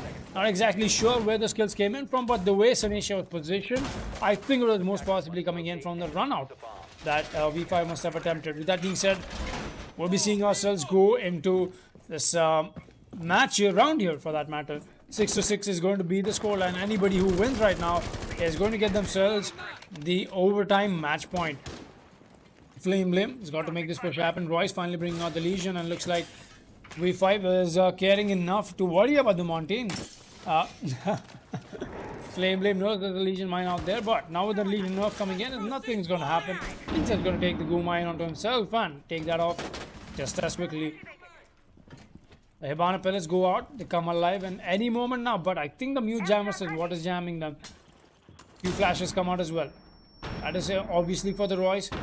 The Legion who's playing down below on Small Bakery. Oh, a peek and the nade. It's not going to connect onto Royce. Does tag him up a little bit. Few of the Goo mines come out. In fact, more of his Goo mines come out, and Royce got to make sure that he stays away from his position, because that is exactly what will happen. But a little, I would say, ill-aimed grenade. It was well cooked, but a little off the mark on where it was intended to make the push happen. That is going to keep Royce alive for the moment. A push being stalled so much from San Asia Esports that they're trying to make on the Small Bakery, or the Big Bakery for that matter. Push coming in with the Monty. Goes for the white P, but Royce is not going to connect anything. The mute is now going to have to work this the other way around. It's not in his favor. Definitely Viper's got himself the MP5K, but the Mountain is already pushed dead. The jammer goes away, and that is going to allow the pellets to detonate, and that is exactly what will happen. Dash is going to bring out the pellets alive for himself and his team. Pre-fast come in. Viper is in a really bad spot, and he gets caught out. This is bound to happen sooner or later, but the second frag comes in from Dark Lord as well. Nanny is going to get Pegasus. It's all on to Nanny and Kuskit. Where is Kuskit? He's going to be on the Small Bakery flank. Doesn't get anybody, and he gets dispatched as well. It's a 1 versus 3 clutch. Make that as Nanny's going to get another frag for himself. Dash gets taken out, claimed by the Carbine. Plant is going down any moment. Now Dark Lord is going to be the man on the plant while somebody's watching the flank from prep room. A few pre-fast coming from Nanny, but the Mountain is what is stopping him. Pre-fast come in, but it won't connect. Dark Lord with the triple kill for himself is going to secure San Asia Esports the match point. As it's been a to and fro game for both these teams on who takes match point first and who takes match point last. And looks like San Asia Esports want to make it the last match point for this game. Well. Round 14 in play right here, and Virtual 5 Esports are now once again in a bit of a situation, in a bit of a pickle, as it were, as they have to win one round to keep themselves alive and push for maximum overtime, because that is, of course, their best chance at winning this game. And Sanesh Esports, of course, are now on match point here in overtime, 7-6 in their favor, as we are going to be moving back to kitchen and cooking once again on the first floor. 6 weeks come out, the Cavera is switched up for the Clash. Flame Blame is playing all the shield operators tonight, and the Ying is brought in by Kuskit. Interesting operator selections right there. Looks like Flame Blame is insistent on playing all of the shield operators, probably trying to pull something out of the Book of Ninja Freak from Reckoning Esport. But will he be able to? Because so far, he hasn't done a whole lot. He's been taken out early in a couple of rounds, and the other times where he's tried to get a kill, he's been caught in a 1v2 clutch situation where he wasn't able to make it happen, and every single time there's been a mute that's been there to take him out. And mind you, in that last round, he wasn't dead. He was still alive for his team, giving them the callouts as a gigantic live drone, and coincidentally, the mute was the first one to go down. With that being said, of course, I'm just pointing out some random observations. Don't mind me. I'm not trying to say anything against anybody. That's, of course, not what I'm here to do. But I am quite interested in how Flame Blame is going to be playing the Clash in around the table. That little overturned shelf, never mind. That is, well, you can just see it on Flame Blame's screen. And one more behind the bakery counter for himself so that he can sit there with no issues whatsoever. Any grenades, any flashbangs whatsoever coming in his direction, all taken out with its due. And looks like Virtual 5 are going to be trying to make a bakery push as well. And it's definitely going to be very interesting whether or not they manage to equalize right here, or are we going to see an 8-6 come out from Sanesh Esports. Nearly at the 2-minute mark, we still got plenty of time in this match as droning is happening for that matter for Virtual 5. We do hear some shots be fired by Pegasus. I think he's just trying to take out more drones as one of my magnets is going to catch a flashbang. ADS is going to catch another one. That is one ADS burned out, but there's more magnets and more ADSs and even more magnets to make sure that Dark Lord stays safe with cover from Flame Blame. So much utility completely wasted from the side of the attackers as V5 find themselves without a whole lot of things in their favor. A grenade is, I think, coming out from Mike, but no, it might have been taken out by that are coming out from the side of V5. Another grenade is being cooked by Mike as it's caught by yet another Womai magnet, but the Candelas are going to come out. Ying is in play right here, who's made his way into bakery, but the Jaeger's prone behind the counter. Will that be what gives him away? No, Nanny's going to get the kill on the Dark Lord. That's the Jaeger off the board as the Clash has been flashed, but Pegasus is going to get Viper, and that's a big kill. The Clash is still alive as Kuskit has to take the goo mine off of Shin. So does Royce as they want to try and make this push this side happen, but the Clash sitting right here on Prep Room's half-wall window is going to be stopping them for the time being. Another magnet comes out from Hulky as it should be taken out in due time by the Ying and the Jackal, who are sitting there as Mike is taking a bit of damage from the operator, from the defender, playing on red stairs. That is Pegasus the Legion as he tries to make a push happen on site. Will he be able to get this kill on the Clash? He will not, because Clash knows that there's somebody pushing from here, and that is the callouts coming from Pegasus. Jackal strike the Legion, but will he be able to get the kill as Royce goes down? Shots are being fired from above. Dash gets Kuskit. That's another big kill. It's a 2v4 right now as there's only 30 seconds left in the round. The Legion's trying to pick a fight, but no, Mike is going to take down Hulky as well. It's all down to Flame Blame and Dash to make a play happen for the team. And oh dear me, the Sledge looks away from the Clash. That's not what you do. It's a 1v2 right now. And Nanny has to try and make a 1v2 happen for his team. But will he be able to? The Jackal sitting on the red carpet hallway. He doesn't even have diffuser, and only so much time left for him as the Clash is going to be shocking away, chipping away at his HP, leading him towards the Kaid for the eventual kill. As Jackal's going to go for the peak. The Kaid's hiding. And that is Dash right here. As Jackal wants to make this play happen. He's going to... shot from Nanny! He's going to connect! Knifing the Clash and getting the headshot while trying to ADS on Kaid's head! What? What?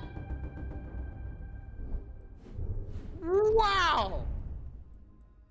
Holy Rainbow Six RNG gods coming in for the Jackal right there, giving Virtual 5 that 1v2. And am I even surprised at this point? We've seen hipfire 2Ks and so many other things that really shouldn't have happened. Oh my god. Knocked up to one more of them. 7-7. We are in maximum overtime right here. Oh my god, dude. Oh boy. Nanny, you absolute god. What a play from the Jackal, man. You don't take Nanny for a spin like that. You don't take Nanny for a ride because he's going to do exactly that. Attackers What a need to play locate from as Nanny many coming in. bombs as they can. Flame already dropping the GG in chat, not knowing what is about to hit him. Definitely Nanny. Oh boy, what a play, man. That is definitely going in the highlights of the week. That is the clip, man. That is the clip. That is straight up Division 2 play of the week right there. I've said it. Oh boy. I've said it. And Nanny, what are you doing? Oh my god. Oh no! So- I mean, at this point, I would just like to point out that Clash, that was Flame Blame, he just sort of put a shield on his back, right? Nanny took that, he knifed it, but I'm pretty sure even he didn't expect to get the headshot on the Kaid. That right there is Rainbow Six Siege at its finest. What I don't know is why the Clash led him to the Kaid. The Clash legit walked Nanny up to the Kaid. And he even unshielded and then dropped the GG in chat, and then he realized what went wrong. Oh my god, that was... Oh dear. No man, that was... I cannot believe what I just saw. It's not supposed to happen. It's Sunny Share Esports always surprising me in every the Esports Club match that we've that has come out. And for those of you who don't know, I'm obviously talking about the infamous Hulky and the Zofia clip. Oh boy, no, Sunny Share, not like this. Is Mike getting a little... Oh, he's going to get Flame Blame. That's a very important kill. Royce is going to get dash, but the refract comes in right back from Dark Lord. Dark Lord has to make this push happen, but he's going to get caught up from above. This is falling apart a little too quickly for Tanisha Esports. It's all come down to Pegasus and Hulky. They're going to be outside map. That is going to be a lot of momentum being slowed down for Tanisha Esports because now they have to make their way back into sight. Back into the map for that matter, and Virtual 5 almost, I think they could have almost won this round here, but based on, wait, Pegasus is going to go for a top floor drop despite his team already being inside Bakery and making this push happen. Hulky is going to be solo on this mission here. Pegasus making his way down from Red Stairs. I think the information is already being carried out for the side of Virtual 5. That's Hulky is going to be alone on the Bakery. Push is coming in from Pegasus. That gets spotted out. Eventually, the Legion is in play as well. It's only a matter of time till one of the Goo mines stick to him and he gets spotted out. We'll be seeing us Pegasus actually moving back up. He does suspect somebody playing above, and yes, that is. I'm not exactly sure who that is. Is that Viper? Yes, it is Viper. He's going to be waiting patiently himself. He's expecting the Ash to come in. Does he evade his sights? No. A quick headshot is going to take the claim the life of Pegasus, and that is it. Virtual 5 Esports are going to drop the GG in chat as they're going to walk away with a 8-7 victory over countless irresponsible moves from Sunisha Esports. GG's. Virtual 5. What a play. What a play. Whoa. What a play indeed. Being in the deficit for so long. Nobody expected V5 to make the comeback at all, let alone push for maximum overtime. And at the end of the day, I think Flame Blame is going to be rethinking his shield picks for those last few rounds in the second half of the game. I'm pretty sure our chat has quite a lot to say about that. If anybody's been keeping track. All right, and then, Flame Blame. If you're by chance, even if you're rewatching the VOD here, please don't play shield operators. Please, no. It's a no-go, man. I'm telling you this as a friend, moreover, not as a caster. No, please, no, please. No, man. I don't want to run that clip back in my mind, but definitely the Esports Club is going to run that in their highlight of the week. Make sure you check that out on Instagram and Facebook for the Esports Club. But with that being said, that was the first match today. What a way to start off the Division 2 play day 2 for us here. Oh boy. Just amazing match that we got to witness. With that being said, for everybody in chat who's joining us right now, in case you haven't gotten a chance to prove yourselves and be a part of this league. Let me tell you something. The Season 3 registrations are now live. Yes, you heard me right. The Season 3 registrations are live on the website of the Esports Club. You can check that out in the description below. And with that being said, me and Blackjack will take a quick break as we'll be back with no ads for that matter. We don't want to keep you waiting as the next teams are ready to up and running for the upcoming match. That is going to be Hoffen Esports versus Instant Esports. Be right back in just a while.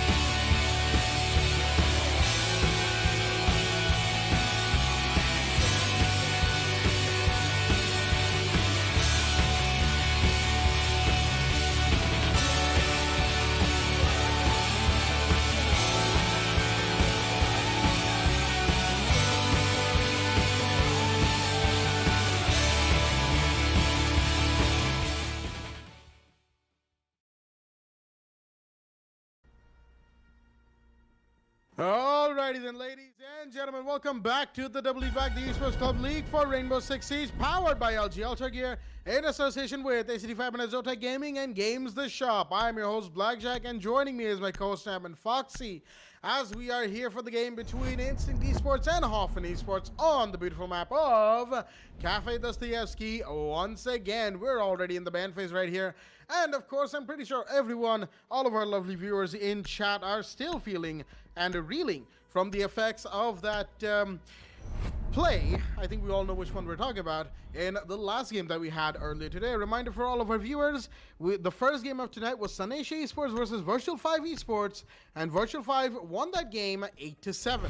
This is, of course, the second game that we have on hand, and already the band's moving nice and quickly, as Instinct Esports look like they don't want to play against the Jaeger, and they don't want Hoffen Esports to have access to that particular operator. Thatcher and Montaigne are your attacker bands, and Mira is the last one to be taken out right here, as that is nice and quickly the ban phase, off the board. And yep, there we go. Instinct Esports just playing around with Hoffen a little bit, teasing the idea of a Ying play coming out from them. But will they be able to get past the defenses of Hoffen? Only time will tell. Looks like Hoffen are already anticipating that exact play, and they might just bring in a little bit of a Warden play. Maybe not. We do in fact have the Wamai, as Zotac is going to be picking that operator, almost forced to pick Wamai for that matter, as of course Jaeger is off the board. Kunta is going to be six-picking out into the Warden. There we go. Ying's direct counter is in play. But, of course, we still have Jackal for even more smoke grenades. Habana, if they're playing the flashbangs on Habana, that is, for, you know, Defenders, even more protect your bombs from being flashing, defused by attackers. flash and dash plays, of course. That being said, we're going to be moving nice and quickly on to the game right here, as, don't worry, we are going to be staring Attackers have into discovered the the roof for, location of the for a little bit. No, never mind, we're not. As we are here, of course, for round one here between both of these teams, Instinct Esports and Hoffen Esports. Instinct on the attack and Hoffen on the defense, and a third floor bar and cocktail lounge is the first sight of the night. Foxy, how do you feel about the game we've got on hand?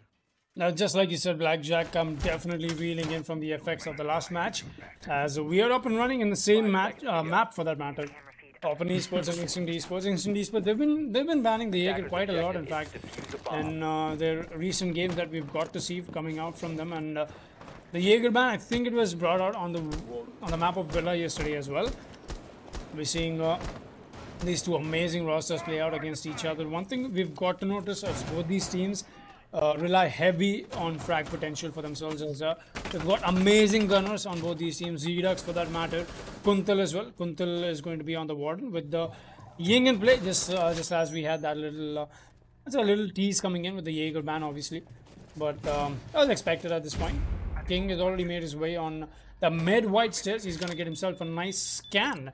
There's going to be the Warden, a very important one as well. That is going to be the anchor point that he's holding down onto the top white of the stairs. Wait, King, you're not the Amari. You cannot go up that hatch. I think that is what he's trying to do, but I don't think anything useful is being done as of now. But speaking of which, Anaconda is going to get Kuntal. That's going to be the Warden taken out. All right. The only... Oh, wait a minute. King is given so much freeway to move up white. I don't think he's heard out. Oh, he will be, but he's going to get a lot of shots onto Zotac, and Zotac is going to win that fight. Just as I speak about it, amazing gunplay on this man. Is going to claim the life of the Jackal despite that massive disadvantage on his health count. Anaconda is getting irritated by that. Maestro Cam, as Zotac is going to get another only before Solar Prayer gets lame. Push comes in from the Ying, he's going to get the Wamai. The second Maestro Cam is going to get taken out as well, but Anaconda is going to be very low on HP. It's going to come down to Killen and Lockdown to make this clutch happen in a 2 versus 3 now. Definitely in the disadvantage, but so much denial in terms of what these both operators can bring for themselves. I think Killen still has the C4 in his pocket. No, he doesn't. That is going to be only the Maestro Cams that he has for, that Hoffen Esports has for the denial. Push from the Ying is expected, but the drone works are going to put into play first. Bearfur is not going to have the diffuser for himself. Seth is going to be the one manning the diffuser. Lights on as the Ying is going to shout out as the push is already in. He's going to move back to Freezer. Doesn't want to overextend, but Lockdown is going to get a double, and Open Esports are going to win that round. What a play from Open Esports here. Definitely not get to catch that double kill coming in from the Alder, but Killen is here killing people. And once again, Open Esports win by their frag potential. Just like I said, both these teams, amazing frag potential that both of them have, and a perfect display of that from the side of the defensive team in the first round. And with that being said, we'll proceed to the kitchen and service defense on round 2. Indeed, amazing frag potential coming out from the side of Hoffen Esports, and we know that that is exactly what they are known for, not just in competitive, also in just standard standard Rainbow Six plays, you know, ranked, casual, wherever you encounter any of these players, you know you're in for a gunplay treat. With that being said, we're going to be moving into round 2 right here, as Zotac is going to be picking out the Warden, and it's not going to be Kuntal, who wants to stay on that 3-speed operator of Vigil. And of course, you want the Warden and of course the Wamai in play, but we don't actually have a Wamai already then, so no sort of projectile or throwable denial coming out from the side of Hoffen Esports. They don't want to rely on that operator from Nighthaven, and so it's going to be interesting to see how they man their defense without a Jaeger and a Wamai. I keep almost saying Warden because both of the names begin with a WA. Wamai, Warden, they almost begin with a similar sounding set of letters, and it just confuses me a little bit. But with that being said, just a little bit of a tidbit right there for anybody who likes to talk about English as in general, because we all know how weird the English language can be at times. With that being said, action phase, of course, in effect for the side of Instinct Esports. They unfortunately had a bit of a unfortunate situation in the last round, an incident involving an Alda and an MPX, which did not let them win out the round in that particular situation, which they seem like they might. And, Solarflare going to get killed in this time. That is the pulse off the board, and that's a big kill. The cardiac sensor is going to be off the board. Grenades are going to, no, flashbangs, excuse me, are going to be coming out from Anaconda, as Hibana is going to be using the X-Kairos to try and find where the Maestro's playing. That is, of course, Prep Room, making a small breach, a line of sight, if you will, as Zotac is playing with his goggles on. He knows there's a push coming in from Small Baker as well, as he's going to be two-sided if the main door is pushed as well. We're going to see him get one. Oh, he actually gets Solar Flare. That is a big kill right there. The Ying is off the board, and that is why Warden is in play. Maybe not the use of his goggles getting him the kill, but he's going to activate them once again to not be flashed, as Kunto's going to get another. The SMG-12 of all guns is going to get him that headshot as King goes down, and Bearfer has been down as well outside of Bakery right here, and looks like the attack from Instant Esports is collapsing nice and quickly from the side, from their side, that is. Bearfer is going to be revived, and that is going to be the Nomad going back up to 20 HP, and the Diffuser being picked back up from the attackers because they still have a minute 20 left on the clock for themselves, and enough time to make this push happen. But shots are being fired once again from behind the Bakery counter, and they need to dislodge that defender if they want to have any chance at all of winning this round, at least through the Bakery push. Shots are being fired from the VIP lounge section of first floor as well, as Buck has to be very careful in where he's playing, and so does the Nomad, as Lockdown's going to get Anaconda. There we go. I talk about the Buck. He goes down to the Maestro on the Alda, and Lockdown's going to find another. That's Bearfer off the board, as he's got a double for himself. Will he get the triple? He's playing as that Pepperman. And look at that. The barrel of the gun giving away his position, but he knows that, and he's pulled back into sight. The safety of Kitchen, as Seth has no choice but to push in. He's going to confirm on a 1. It's a 1v3 now that he has to try and play in, but will he get the kill? Because there is, of course, Lockdown on the Maestro playing right by the door of Prep Room. Hibana's pushing in. Neosoma's put close, and he's going to get one. That is the double kill for Seth. The Hibana's going to try and push in. Will he be able to get the smoke, or will the gas claim his life? He's going to push in. Not seen just yet. He's got, of course, the Diffuser is going to try and go for a fake maybe, and one of the operators should peek, and that is Kuntal coming from behind, but Hibana's on him out, but no, Kuntal will win that round for Hoffen Esports with the kill with the K1A, as the Hoffen Esports are going to take round 2. Even though it came admittedly a little bit close right towards the end, they shut down the Hibana with gusto, giving themselves round 2 and a 2-0 lead in the early game right here. Look at the frag potential that I'm talking about. Both these teams not shying away from taking a gunfight. We are seeing ourselves on a huge man disadvantage for that matter, and more than that, so much refrag game coming in from both these teams, and that is exactly what shows that everybody, all the 10 members in the lobby, want to pick a gunfight at any given point. We're seeing the guns come alive so early into the round, and that goes on till the mid round until we have a little bit of, I would say, just a little bit of a break time that both these teams need for getting their positions back in, making sure that they're in a better position to pick gunfights. And it's been amazing, man. It's been very swift 2 rounds, in fact. When did this match start? I think it was around 9, 10 or 11, maybe. You know, obviously counting out the ban phase. And no, I think it was around, never mind. I don't want to say 9, 11 again, but definitely it started around 9, 10. So, yeah. So we're almost 6 or 7 minutes into the match, and it's already been the round 3 that we are proceeding to. With that being said, we'll be seeing Hoffen Esports go down to the reading and the the dining defense. For that matter, we've seen this happen in the last match as well, and a very dependable side, very defendable side for that matter, that the defense can always rely on. With that being said, a top floor defense, a passive defense at least, got to make sure you give the attackers a challenge to gain control. Onto the top floor, Solar Flare is going to be running the red dot on the Ying. All right, red dot plays from the Ying here. Definitely he's getting a good amount of entry frags for his teammates, but it's just not been enough where the Ying can make her plays happen. The Candelas are definitely going out as well, but with the Warden in play, so it's something that Instant Esports is just not able to fight against. Often Esports, once again, not shying away from any gunfight that they want to pick. P comes in from the Ying, but the Warden is already fallen back. The MPX does get heard out in the distance. Solar Flare just intending to take this gunfight straight up without even using the Candelas. Still got 3 Candelas in his pocket, none of them taken out. And the Maestro camps are going. There's so many drones coming out from the side of Instant Esports right now. They definitely need that information for themselves.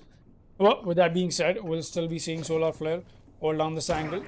Got to make this. Oh, the Warden with a quick peek coming in. Now he knows where that Warden is playing. Is going to give him all the while more freeway to make this push happen. The Ying goes out as well. He's going to make this push happen. But where's the Warden playing? He's going to be under the planks. And a double crossfire being established. Killen with another pre-fire coming in by Lockdown is going to get Anaconda. He knows there's somebody creeping up on him, but the bathroom pushes is what is going to save the Hibana for the time being. Therefore, making this push up, but Killen is going to win that fight. What a play by the Warden. He and the Maestro, for that matter, are single-handedly destroying Instant Esports right now, and that is exactly what they'll do, and that is it. Open Esports walk away with another round. Instant Esports being very quick with the pushes here as they demand for a rehost, and so it will be given as we proceed on a 3-0 scoreline on to round 4 with Open Esports in advantage. We'll be right back in just a moment with the rehost.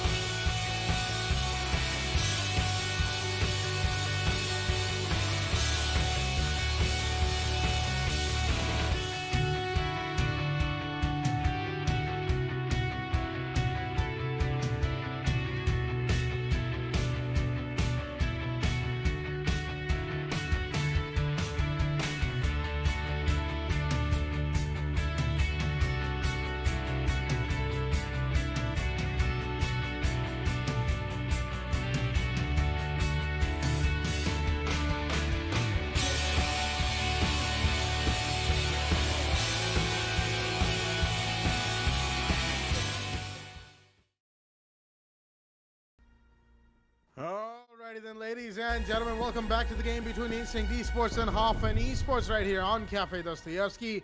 We are here on round 4, as we did see round 3 be taken by the side of Hoffen Esports right here.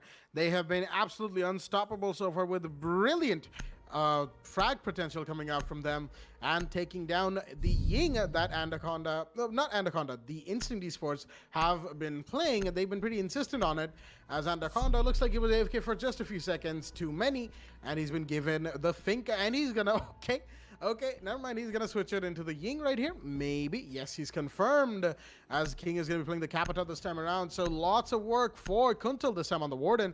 We saw the Warden and the Maestro go to town last round around, taking out the roam clear and pretty much the entire team of Instinct for that matter on the top floor defense, while of course the site was on second floor reading. With that being said, we are back to a third floor bar right here from the side of Hoffen Esports. They are 3-0 up in this match, and so far they've been able to play a completely no-holds-barred game that has allowed them to take this sort of a round lead. Mind you, as I stated in the last round, I'm going to, not the last round, the last game, I'm going to state it again, 3-0 in the early game is something that many teams have come back from just in this season, Season 2 of WD Black the Esports Club League for Rainbow Six Siege, and we are, of course, going to be no stranger to that happening once again. Lame looks like he unfortunately lost a mute jammer to the Wamai, reinforcing the bathroom wall facing into Piano Cigar Lounge. And, Lame's going to be a little sad about that, admittedly. He's going to make sure that the other mute jammer that he places inside of Cold Room does not affect, is not taken out by the Skylight hold from the side of the attackers, because you can be very well assured that they will be holding Skylight. There's probably going to be a Skylight drop with the Ying and the Capital smoking and flashing all over the place. And of course, Seth with Zophia's concussive nades from the Lifeline. So much throwable utility, excuse me, from the side of Instinct Esports. They might as well invest in Rush. Oh, Seth's gonna take out Killin and be taken out by his own Claymore. Alrighty then, looks like Killin knew exactly what he was doing, and he's gonna trade his life for the Zofia as the Valkyrie is down, but so is the Zofia, and that's a big kill because, of course, we didn't get to see Zofia use the Lifeline at all. So, the meme strats are coming out already from the side of Hoffen Esports as they have lost a man, and Lockdown takes a bit of damage already. Then the Maestro is a little low on HP, but nothing too severe for the man to do with. Flash grenades are coming out, and Ying, a smoke grenade is coming out from Ying, as she's going to be looking to throw her Candelas in next. As there we go, even more. The smoke balls are coming out from Capitao. As Solarfrost actually going to find Lockdown by blocking the floor beneath him, but Kuntal's going to take down King, and that is one big kill. The Capitao goes down. It's a 3v3 right now as the Candela came out from Ying, but she knows that there's a Warden watching very close, and so is Lame right below the skylight.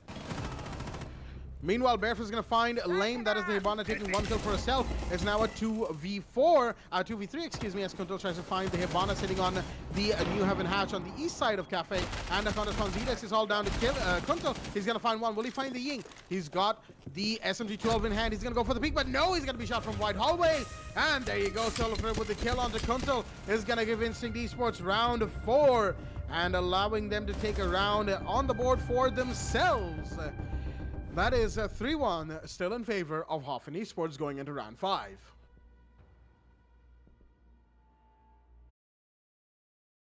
Finally, Instant Esports putting the first round on board for themselves. 3-1, looking good for Instant Esports now. They've got themselves that one round on board. Definitely it's on the attack, and Hoffen Esports played that well.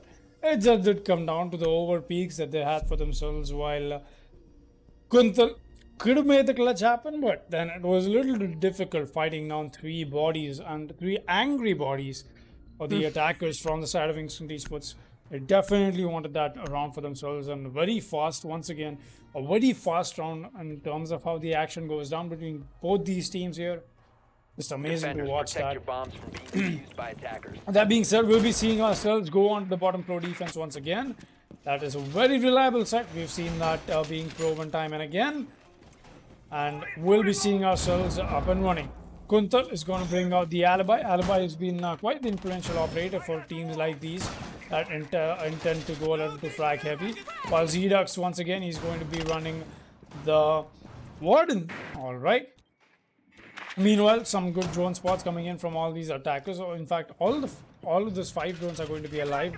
That is going to give all the while more information for Instant Esports. Hopefully this time around that they can, they can just rely a little bit more on information, because one thing we've seen Instant Esports do is bring out early drone work for themselves in the round. But then again, when it comes down to a push that they have to do, it usually comes down to face checking all of those angles.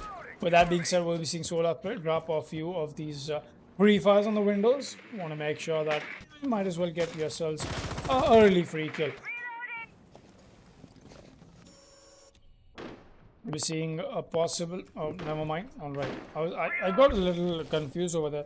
Xerax is going to be holding down this angle without shield, mind you. Usually a shield comes out here to extend the counter here that we're seeing Xerax hold down onto. But he's got the alibis all around to help himself to confuse the attackers off, while Solar Flare has already made his way up onto the top floor.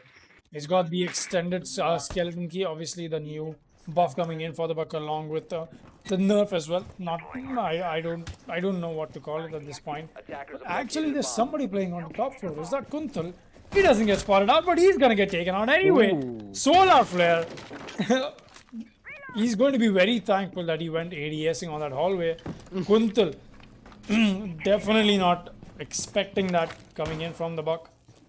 And now, Open Esports are on a man disadvantage. Skeleton key being put out to use. The walls being open and the warden gets taken out. Xerax, very led YSP coming in from him. And it looks like this might be just another round that Instant Esports to get for themselves, but Lockdown is here to get a frag for him. Anaconda is going to be very low on HP. The prone peak comes out, but Lockdown is going to be in that fight, as Killen is here to help him as well. It's a 3 versus 3 equalized, but Lockdown is going to be very low on HP. He's being watched from the top floor angle by the Zofia. Breach comes in from the side of the Hibana as well, as Maestro is going to be doing his duty, taking those Hibana pellets away, but he gets tagged along from the hallway. P comes in from him, but the Pulse is here to welcome him with his UMP. A 2 versus 3 now in the favor of Open Esports, and just as I speak about it, that Instant Esports might as well get this round for themselves. Suddenly, it looks like Open Esports might even walk away with this one. Seth and Barefoot. All that is left for the side of Instant Esports. The push is converging on towards the side of Bakery, but he does know for a fact somebody's playing here, and the Alder does a little bit of damage to Barefoot, but Barefoot is going to be the victor of that fight. A 2 versus 2 established for the side of both these teams here. Barefoot making his way in, while Seth is going to come down to the hallway, but he's going to lose that fight to the UMP. What a white peak coming in from Killen is going to award him with that kill, as Barefoot has only got 10 seconds left to work with. Making his way through this hallway. He's got the opening to worry about. He's the unpeak that, making his way through the main double door. C4 comes out, and that is it. Killing. What a play from the Pulse. Definitely, that's the 4K from the man, isn't that? It is. A really good play from the Pulse coming in. It's going to award Open Esports with another round for themselves as they start off on this 4-2-1. We proceed to round 6 before the role swap. Absolutely. 1 round away from the roll swap. Round 6 in play right here. 4-1 in favor of Instinct Esports, as it looks like Kuntal is lamenting the unfortunate sound issues that everybody knows plagues Rainbow Six Siege currently. But hopefully the devs find a fix for that soon. We all know how hard it is for them to actually iron out issues that are as big and long-lasting as some particular issues have been. But we know Ubisoft is working hard behind the scenes. It's just been a hard situation given the whole COVID-19 pandemic across the world. Defenders protect your Has bombs just from slowed being down defused by attackers. Ubisoft a little bit more than they would have liked. So kudos go out to all the developers of Rainbow Six Siege. No harm meant by any of the words directed here, as we'll be moving into round 6 nice and quickly for both of these teams, as Open Esports so far has been mopping the floor with Instinct Esports, aside from, of course, the one round where Instinct managed to win on third floor bar. Speaking of third floor bar, well, actually, are we back on third floor? I don't think so. We are actually on second floor reading from the looks of things. Yes, we are. Actually, the reason I ask is because I didn't catch during the ban phase, the prep phase, excuse me. operator selection phase. I ran through all the names of the phases right there. I might as well have just said 6-pick phase as well to round things out. But in the operator selection phase, I didn't actually catch where the site was going to, so I thought I defaulted to third floor bar since third floor bar was lost by Hoffen Esports back in round 4. But they're not going to be going back there because I believe they feel that they might have better luck in reading, winning it out right here and now, rather than going back there and potentially repeating the same mistakes that they did back in round 4. Zotac playing all the way down in white stairs in the landing of reading corridor. He did hear somebody make a sort of punch hole on the garage wall right there, all the way on first floor. He tried to peek it, fire some shots, but isn't going to find anything. And as the bug drops Red Hat, that is Solar Flare right there, he's got Anaconda on the skylight, and Hibana for that matter, whose drone was jammed by one of the new jammers. It's actually someone who's laying on white stairs, and Womai might just find himself a prey to snack on really, really quickly. In the meanwhile, there's of course somebody in dark spot as Solar Flare sees the shield. He's backing off from that push right now, making his way to his bar back store.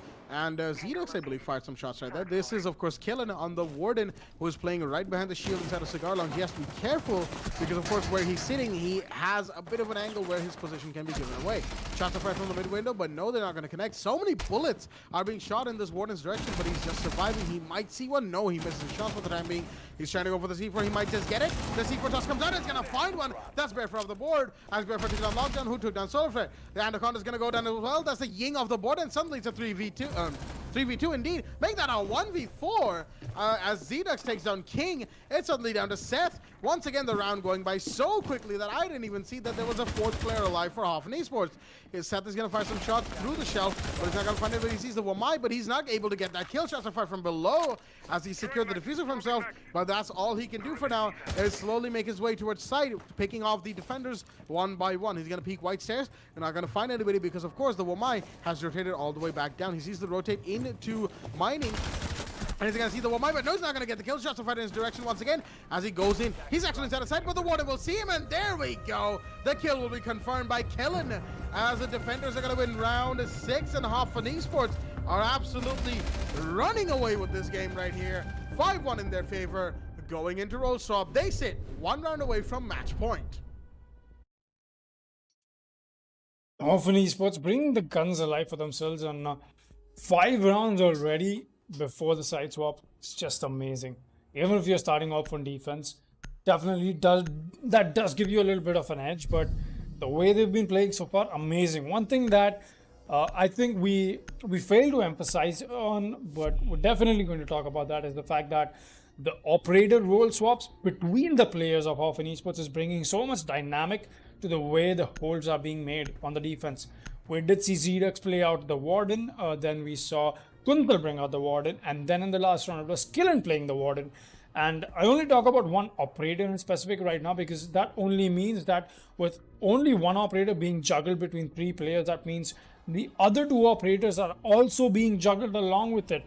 And the operator roles being swapped like that very easily and making sure that they work every single time is what makes Hoffen Esports a better team. And that is something I feel like many people might not notice, but that is a very small detail that is very important on how you make your team stronger. Able to give yourself that dynamic on how every single player of your team plays an operator. And usually, I've only seen this come out with fairly more experienced teams, knowing that Hoffen Esports, in comparison to a little more older teams on the scene, they're a little new. But with that being said, they've been amazing with and very smooth with their transition. Excuse me, with the transition between operator lineups, just amazing. That being said, we'll be seeing Instant Esports go on to defense. Now, maybe this might be a round that Instant Esports get for themselves, but what am I looking at here? 5 seconds. A trained and a dining defense. No Attackers are moving to Instant defuse the Esports. bomb. Wait a Not minute. something that you do. Yep. That is a very rare sight. I'd say that's about as rare as me getting an actually good skin in Legendary Alpha Packs.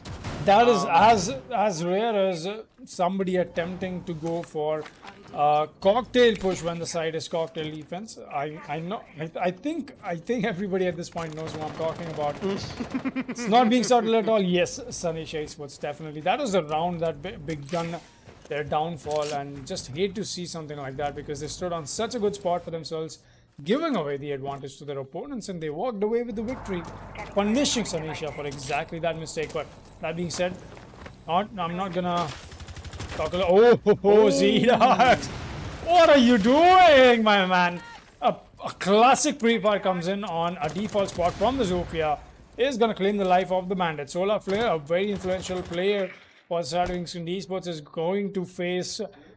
He's going to be out of the playing ring for the while, as doesn't look good for the Saturday Esports. It looks like Often Esports wants to take this to match point, but then again, it only stands to see on how they plan to keep this defense in their favor. He comes in from this Kaid, is going to light up the Zofia. Zotac definitely facing some heat, and the revenge play from the Saturday Esports is they want to make sure that they get the man count equalized. Seth, I'm not sure where Seth is playing. Oh, Seth is going to fall back onto the reading area. Lockdown is going to be on the skylight. Drones go out on the new hatches as well. Kuntal is going to be droning a lot, in fact, for Zotac, as he's the one spearheading this attack. Making his way to Jewelry. Now the new hatch has already been dropped. Killen is going to make sure no flanks come in as well. While Lame is here to make this breach happen. A little around. Yeah, careful, Lame. You might even get C4. A little farther. Oh, that's all right. Okay.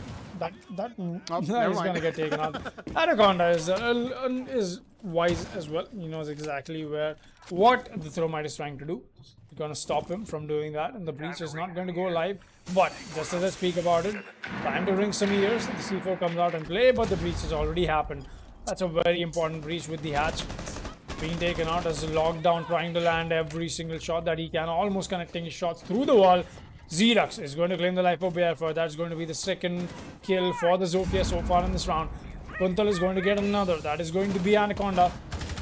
P comes up from the SMG11. Is going to claim the life of him, but Seth is here, the last man alive. He's going to claim the life of the Zofia. It's a 1 versus 3. Only 10 seconds left for the attacking team to go for the plant, and that is exactly what they'll do. Lame is already going down with the plant, and it's a post-plant situation for the Vigil.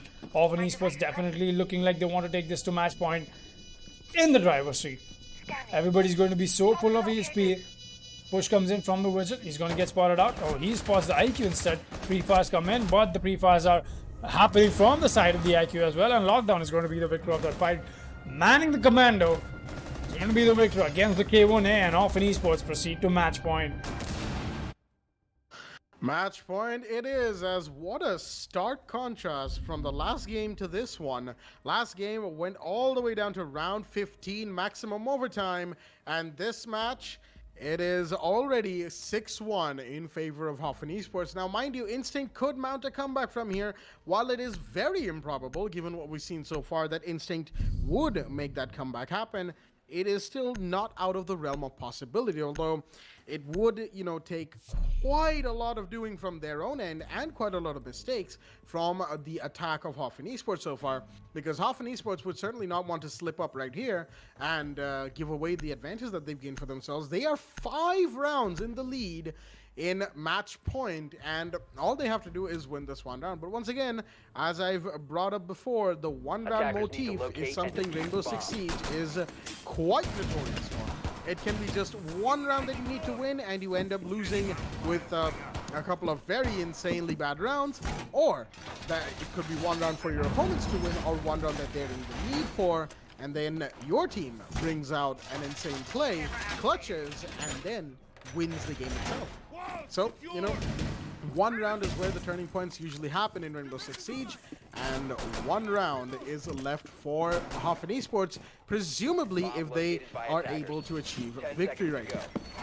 With that being said, we're almost here on match point on round 8, and if this match doesn't even go into double digits, it'll be a truly interesting contrast and a little bit of a math study for myself as to how the extremities that competitive games can go to. That's the word I was looking for. And with that being said, we're going to be seeing Anaconda deploy black eye cameras all over the place. Once again, the Valkyrie, of course, so important for intel. as the IQ that is logged on is going to be looking to find these Val cameras and take them out accordingly. We already heard an Ash charge go off somewhere on the map, and that is on the roof. Ash has already made her way to the top and broken off one of the hatches. That is the Heaven hatch. Sorry, the standard red stairs hatch, not Heaven. That is off the board. And just going to be peeking there for the time being. Just trying to get everybody playing red stairs or making an angle into piano through a small tiny slit that you can break open on the top of that reinforceable wall in a piano right next to Whiskey window. There's, of course, a repeller on Whiskey window as we speak about it, and the shield that Womar is playing on is gone. Solarfree is forced to push back, and he will be successful without taking any damage whatsoever. It is all down to whether or not Hoffen Esports are able to take out the operators that stand in their way and in their way between themselves and victory in due time. The Evil Eye on the white stairs is going to be spotting where this Zophia is playing. He's going to take it out, and the goo mine that Legion threw in his direction. But now that he knows that there's somebody playing white stairs, he's going to be careful. Zdax, he's got an angle onto the white stairs for that matter, but not going to find anybody just yet. He's asking Thermite to breach the wall facing Cold Room, and King is actually going to find Lockdown in the meanwhile. That's a big kill. The IQ is on the board, but Anaconda goes down to Kunto. That is the Ash of lighting up for the rest of his team. It's a 4 versus 4 that Hoffen Esports have found themselves in, and without having completely thrown Instinct Esports' man count through the Wolves just yet. The hard breach has gone up, but no, the Doc is going to win that as no refrags have come out just yet, but no Seth is going to go down. That is unfortunate as the Doc is off the board, and Cold is going to find another one. That's sold for gone. It's a 2v4 right now as the Zophia is trying to push Cold Room, and there's somebody in there, but the Maestro is going to tag her up, but will it be enough? The peak comes in. It's all down to these last two operators, one inside the side and one in wide hallway. As Barefoot's going to take one that's control of the board. It's a 2v2 right now, and shots are fired. King is going to be down, but will the kill be confirmed? Yes, it will. It's a 1v2 right now as the Nomad playing on white stairs, and one's still inside a Cold Room. It's only 35 seconds left in the round for the side of Hoffen Esports. Will they be able to make the plays happen? The Cold Room peak comes out. It's a 1v1 right now as Barefoot wins that. The Aldo, of course, such a powerful gun, but the Nomad is peeking, and he will get the kill. Oh, dear me. Barefoot looks away at the wrong moment, giving Killin ample time to get that final frag for himself. As Hoffen Esports, even though their last round was a little messy and all over the place, will take Cafe Dostoevsky 7-1, mopping the floor with Instinct Esports. What a cleanup ended coming from Hoffen here, as looks like the Instant Esports. Thank you for I think Instant Esports at this point, they just kept our well-being in mind. That casters just had a maximum overtime match. They've been blasting their vocal cords off. So guess what? We're gonna make this match a little too quick, and Hoffen Esports are well and supporting that statement as well. 7-1 is going to be the scoreline, not something that either of us was expecting to see on a map like Cafe and with teams like Hoffen Esports and Instant Esports. Well, with that being said, that was a very fast match, and that is going to give us all the while more time to set up the next match. But guess what? We're not going to be taking a lot of time, as the next match is going to be a very interesting one. Never Diamonds versus Mercenaries, and we have got a very special interview coming up from Mojo Never Diamonds as well. We'll be right back in just a moment. I'm Foxtrot, and joining me is Blackjack. Don't go anywhere. We're not stopping with the siege action.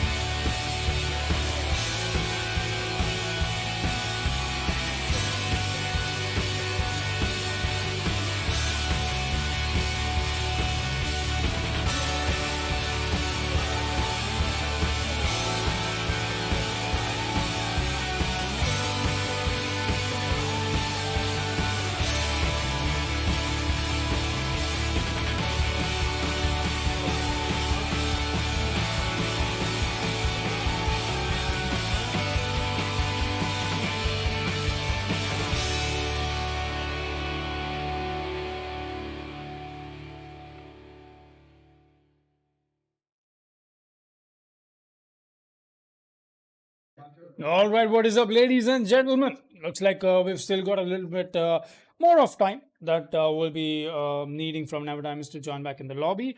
But while that is underway, we've got ourselves a little bit of time backstage to catch up with Mojo from Never Diamonds. And mind you, Mercenaries and Never Diamonds, the match coming up is going to be intense because both these teams stand on 9 points on the table. It's going to be very important for both these teams to put on these points for themselves because the victor of this is going to decide who stays on top and who doesn't. For that matter, actually, Virtual 5 Esports, Never Diamonds, Mercenaries, and Orphan Esports stand on 9 points each. Just like I said, Division 2 is indeed the hottest division right now. So, without any further ado, let's get into the interview with Mojo from Never Diamonds right away. Alrighty then, ladies and gentlemen, welcome back to the W Black the Esports Club League for Rainbow Six Siege. I'm your host Blackjack, and joining me tonight is Mojo from Diamonds for a little bit of a special interview. Mojo, how do you feel today?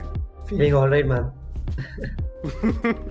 Absolutely. So, first place in Division 2 so far. You guys have done amazing in Season 2 of the W Black the Esports Club League. What has your team been doing? What have you guys been eating? Man, I don't know. it's just the self-made food that we are making. It sucks, but it keeps us winning, so it's fine. Absolutely. And any particular plans that you guys have for future games going forward in not just Season 2, but 3, 4, and 5? Let's see. So pretty much so far we have seen a lot of roster changes here. So yeah, let's see if the squad continues, then hopefully we can do good in the future season also. But let's see how it goes. Any particular team that you guys think you should watch out for? Dude, I think the team that we should watch out for is Never Diamonds itself. I'm not sure you guys have known that or not.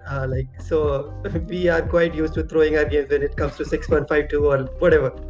So yeah, but jokes apart, I think currently in Division 2 right now, we are very much looking ahead for the game tonight against Merc. So let's see how it goes. Absolutely. And any tips or any pointers that you have for, say, upcoming players who want to join the competitive Siege community? Dude, you need to have a IGL like Vinci. That's the key thing to it. I'm telling you. I mean, just do your best, dude. I'm not the right person to speak. But yeah. Alrighty then. And any message to fans before we wrap up this interview right here? Just keep watching the stream. I think these guys are doing like quite a good job over here in organizing these tournaments. So yeah, keep watching, keep sharing so that the Siege community gets stronger and stronger. Absolutely. So with that being said, that's going to be it for from us. That is, of course, myself, Blackjack, and Mojo from Never Diamonds for this interview right here. And we'll be shifting right back to the games. Now, quite the beautiful insight that we've got from Never Diamonds. And I've got to say this, man. Mojo is such a nice guy to take an interview with. In fact, I was myself recording it. Was such a down-to-earth person. Very good insight that he's given. And it's just been amazing getting some insights from the man himself. As we'll be up and running with the game pretty soon. Looks like everybody is in the lobby. Actually, we've had quite a few disconnections from both the teams, in fact. As we'll be right back up and running in just a moment. Give me just a second. As actually, I'm apparently Blackjack has also taken a bathroom break for himself. We'll be up and running very soon. So coming back to the games right now, we've seen Orphan Esports top the leaderboard right now, but they've played 5 matches and won only 3 out of them. That has put them on 9 points. But meanwhile, Mercenaries and Virtual 5 Esports, they played 4 and won 3 out of them, while Never Diamonds have played 3 and won 3. So in terms of consistency, Never Diamonds have been on top of their game. It only stands to see how Never Diamonds perform in their upcoming games, and being this one of it is going to be very important, very crucial for both these teams. Mercenaries stay on above Never Diamonds right now. They stay on the 2nd spot, while Never Diamonds is going to be on the 4th. And if Never Diamonds manages to win this, that is going to put them way above everybody else. It's going to award them with 12 points for themselves. That is going to be 4 out of 4 victories, unbeatable so far, Never Diamonds. But it only stands to see on how that turns out. We'll be finding that out in just a moment. Looks like everybody is almost in the lobby. Mojo just joined in, the man with the interview. It's lovely insights, like I just said. More than that, it's good to have conversation with Mojo for just in general, just such a nice guy. So much positivity, so much, such an optimistic approach that this man has. Just in general, not only towards the game, and let us see how this turns out because Mercenaries, for that matter, a team that I myself personally respect a lot. They've been amazing with the plays, and I constantly keep having conversation with Taha, just in and around the game, just out of the game as well. So he's been throwing off some really good insights on how his team has been performing as well, and it's been amazing to know that on how he thinks his team stands. While Taha, he won't be joining us, obviously, not in the playing roster right now. The lockdown has not been very pleasant to him, but we'll be seeing ourselves run into this game up very soon. Just give me a little bit of time here. We're still having a little more. We're still having a few of these disconnections still going on. Seeing Duff, Alexis, Noctis, MI7, and on the side of Never Diamonds, we have Sam, Wincy, Shulker, and Mojo. We're still having two players from both the teams to join back, and we'll be up and running with this game here. So, coming back to what I was saying about Never Diamonds, they've had, I think they took the, I would say the loss, not exactly a loss, but definitely something that they couldn't do in season one is getting the promotion up to Division One. That is, they stayed back. Phoenix taking away that spot. So it did come down to Reckoning Esports winning their match against Never Diamonds or not, and that was quite the fix there. I'll have to say that because it did come down to the match that happened offline, or Reckoning Esports winning against Never Diamonds or not. If Reckoning Esports managed to lose that, Reckoning Esports would have gone to Division One, but they've been on they would have been on the third spot, while Never Diamonds would have taken the second one.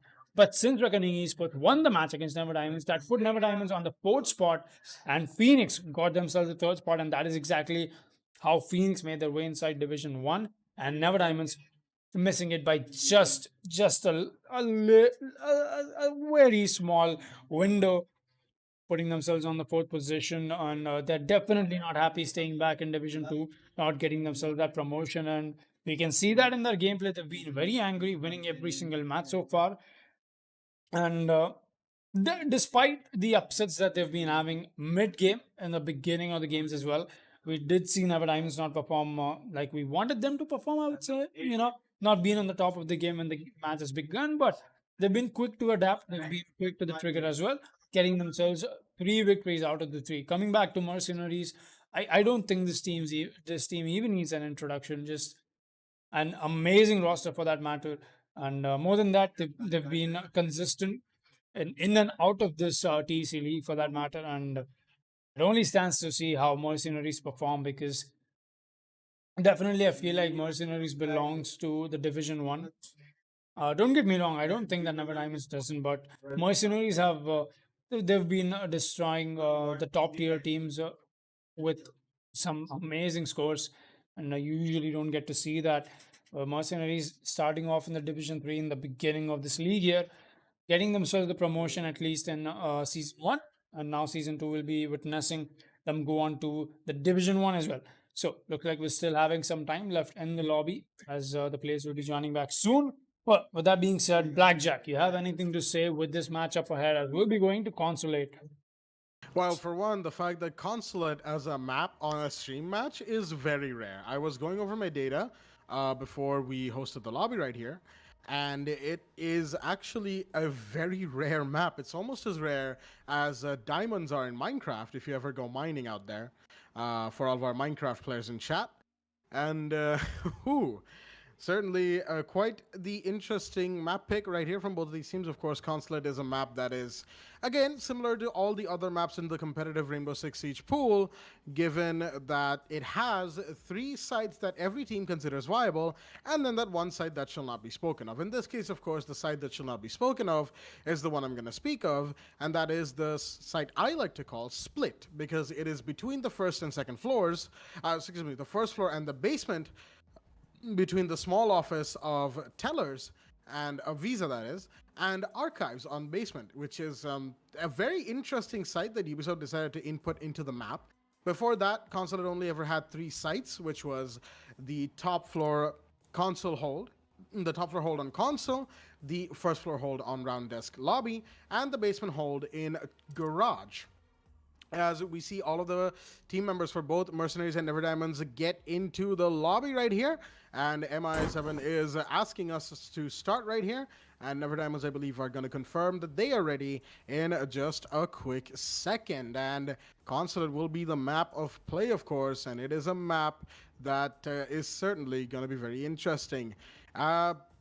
Personally speaking, I love casting matches on Consulate. Don't get me wrong, Cafe and Clubhouse are still some of my favorite maps to cast in Rainbow Six. But Consulate as a map, I love to cast just as much as those two others, and it's a little bit of a shame for me that we don't get to see them that often in stream games. And unfortunately, MRCZ has once again had a bit of a disconnect, and they'll be looking to get their player in nice and quickly. And they have already asked our host to start the game as soon as their last player joins in.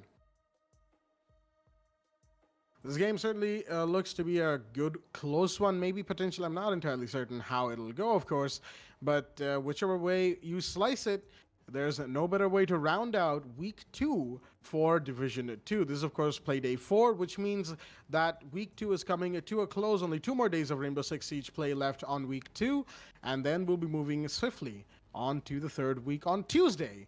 But before that, we've got this game in Division 2 and the games on Division 1 on Saturday and Sunday. So do join us for those, everybody back at home, because Division 1 is where you get to see some of the most top-tier play from all the teams, for that matter, in that table.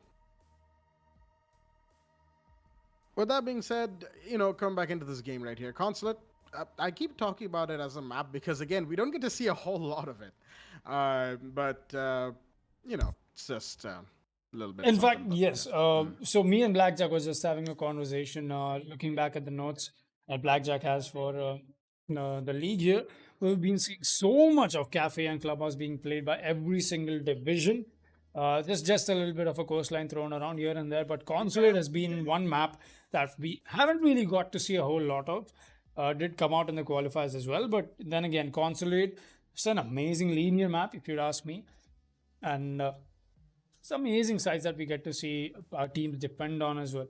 Only stands to see as how this match will turn out, as we're having some Uplay issues. I'm really sorry, guys. Everybody's waiting in the chat, as in fact me and Blackjack ourselves want to get okay, and that might sound a little rude, but yeah, we want to get this over with because we haven't had our dinner yet, and our growling stomach is not a happy stomach. We'll be waiting for Insane to join back in the lobby. Insane, if you're in the chat, stop chatting and please join the lobby. I did see Insane in the chat, so I'm like, Insane, come on, you've got to join back so we can start the game. But not Insane's fault either. It's just been an unfortunate series of events, and only 1 minute left in the lobby timer. Actually, I hope Insane joins back. Insane, come on, please. Can we get some? Can we get some support in the chat for Insane to join the lobby before the lobby timer expires, or we will have to reuse the lobby, and that is going to take another 5 minutes off of our timer that we have. And I don't want to keep you guys waiting. I do want to wait myself because both these teams just amazing. I have him here. 3 seconds in. We're going to go in. We are going to go in, and we are up and running with Consulate, guys. Insane is here, and the match is live on Consulate. Never Diamonds versus Mercenaries on Division 2. Play Day 2. This is the match. This is the map. Blackjack, take it away. Absolutely. Thank you for the transition into the game right here, Foxy, as we are finally underway with Mercenaries taking on Never Diamonds in the map of Consulate into the ban phase right here, as the first attacker ban is going to be coming out from the side of Never Diamonds, and that will be the Hibana. Alrighty then. The X-Kairos pellets of the Japanese operator are going to be taken off the board right here, and that is a hard breacher ban that is certainly quite interesting. We know how versatile Hibana is compared to Thermite. Thermite, it's pretty easy to know what he's going to do and not do, which is put down as an exothermic charge and be done with it. Whereas Hibana can make lines of sight, she can make peek holes, she can take out hatches with a little bit more certainty, and all of that from a distance. So the Hibana is going to be taken off the board, as the second attacker ban is going to be the Blackbeard. Alrighty, then this one is certainly. I mean, we did see a Blackbeard ban on the first game of tonight, which was on Cafe Dostoevsky between Sun Asia Esports and Vertical 5. And in that game, that was a target ban. But on the map of Consulate, Blackbeard is actually quite the powerful operator, and taking him off the board is going to be just as useful as taking the Valkyrie off the board right here, as we all know how powerful Valkyrie is with her black eye cameras, her C4s, and of course her MPX and Deagle loadout. As the last defender ban comes out, it's going to be the Mira taken off the board. Once again, an operator that has shown to be quite powerful on a map like Consulate. And with that being said, that is all of our bans taken off for the game upcoming. Hibana, Blackbeard, Valkyrie, and Mira are the operators of the board as we're moving into the game in proper right here. Basement, cafeteria, and garage is going to be the side in play for the side of Never Diamonds, as we have a quick look at both of these rosters from both of these teams. Daft, Lexus, Noctis, MII7, and Insane for the side of MRCZ, while Never Diamonds are going to be bringing in Vinci, Sam, Shulker, Mojo, and Cobra. Another interesting thing, and I don't know if it's intentional, before that, of course, the 6 picks come out from both Mojo and Insane. The Kate is brought in place of the Wamai, and Insane is going to pick the Ash right here over the Zofia. Now, that little point that I was making is Shulker for Never Diamonds, right? Now, I don't know if you know this specifically, Foxy, but Attackers I need made to a point locate about and defuse the constantly bomb. being as rare as diamonds in the game, right? Now, another thing about Minecraft is there are certain items in the game that are called shulker boxes. They're basically chests. And you know, every time I look at shulker, I'm just thinking of a shulker box. Like, is he gonna bag those kills? And certainly will be interesting to see whether or not he will be. As once again, Minecraft terminology coming out from yours truly. I know the chat is gonna. I mean, some people I know that are in the chat. You know, they love Minecraft as much as I do. So I know I'm fine from there. But I'm not sure about everybody else. You know, don't try and rip me a new one, chat. I'm just trying to make this game as enjoyable as I possibly can. As we'll be moving into action phase right here in round 1 between Mercenaries and Never Diamonds. A pretty standard set of operators being brought out by Never Diamonds on their defense, of course, and Consulate is one of those maps where if you play your defense cards correctly, I mean, you don't have to have the level of precision that attackers generally need to have, given the current defender meta, and if you execute properly, you should be just fine, and in that regard, Consulate could be defined as a defender favorite map. And what a throw from Vinci! Alrighty then, the yeet on that C4 is gonna take out Daft right there, and he catches a drone for himself as well as shots are fired from the copy room window, but will not find the Mozzie, who slips and slides away into long desk and back to the connector between both of the sites here, and that is the first man down. And Daft, the Capitao, is the one to go down right here, which is certainly quite the big kill. Capita, of course, we know exactly how powerful he can be for any particular attacking team with his smoke bolts and fire bolts and his Para 308 or M249, depending on player persuasion, of course, as the roaming presence from the side of Mercenaries is certainly, not Mercenaries, Never Diamonds is certainly giving Mercenaries a bit of a tough time. It's been wasting quite a lot of time. We're already at the minute 30 mark as Nomad, that is MII7, is going to be holding on second floor balcony outside of meeting, but there are shots fired in his general direction. Did he not see the head of the Legion playing behind the meeting table? He probably did, but he's going to jump in. I don't think MII7 knows it. No, he doesn't. There we go. The Legion's going to collect nice and easily onto the kill on the Nomad, that is, as Sam is the one to take that kill, but Shulker will take down Insane as well as MRCZ's roam clear is falling apart at the seams right now. It's all down to Noctis and Lexus to try and make some plays happen. The Thermite throwing in flashbangs in the meeting to try and find Sam, who's going to be a little disoriented, but not a whole lot. As Lexus is pulling in through connector, will find the Legion, and that's the first kill on the board for the side of MRCZ. They've got one, but can they find the other roamer, that is Shulker, on the top floor inside of Cabinet? He's rotated down the open hatch of Console's cabinet and is going to be moving towards Yellow Stairs for the time being. Vinci playing Harry Potter spot below Visa Stairs, also holding down the blue corridor for the rest of his team. As 30 seconds left on the clock, the Stairs will find the Jaeger. Alrighty then, that's another kill going off for Lexus, as the man is on a double kill right now with the SMG-11 and L85A1 for the Sledge. Echo Drone's going to be caught up by Cobra, but he obviously, I'm pretty sure, Cobra's second Echo Drone is still in play, as Noctis has been, of course, destroying it just a little bit, and Lexus already, then he's dropped into Archives. But does he know that there's a defender playing inside of Harry Potter? Right behind him, he probably doesn't. And there we go, the Mozzie will collect, but he will be refragged onto, as there's only 3 seconds left in the round, and the Thermite pushes in, and he will be taken out by Mojo, the man from the interview earlier today. And the Kaid collects nice and easily with the last kill onto the Thermite, as Never Diamonds will take round 1. A really heavy, extensive roam coming in from side and Never Diamonds and working perfectly in their favor, not allowing Mercenaries to even try. Mercenaries definitely fell apart in that roam clear, and MI7, the MVP for the week 1 for season 2 here, not keeping his thing. He's got his drones in the right spots, completely ignoring the Legion over there in the meeting room, and that costed him his life over there. Could have been a little more vigilant about what's happening around him, but then again, MI7, when given the right information and given the right situation, he could turn out to be such a powerful player for his team.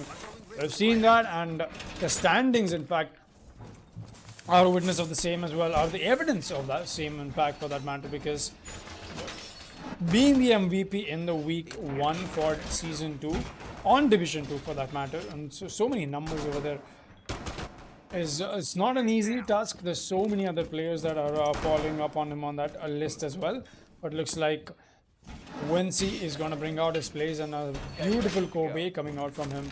That being said, we'll be proceeding, we'll be taking ourselves into round 2 here. Mercenaries versus Never Diamonds. The Echo in play, Cobra using that to perfection, using his drones to be a set of eyes for the defenders that are going for the roam play, while the other drone is just here on site to make sure anybody trying to get a little too aggressive, little too overexcited can get caught out. With that being said, we'll be seeing Noctis throwing out the drone. This is going to make sure that all the drones come alive, and just as I hear one of the operators, I think that was the British operator, Lexus, running the sledge, saying that he wants to drone this part. And for some reason, I'm a huge fan of the dialogues that this game has, man.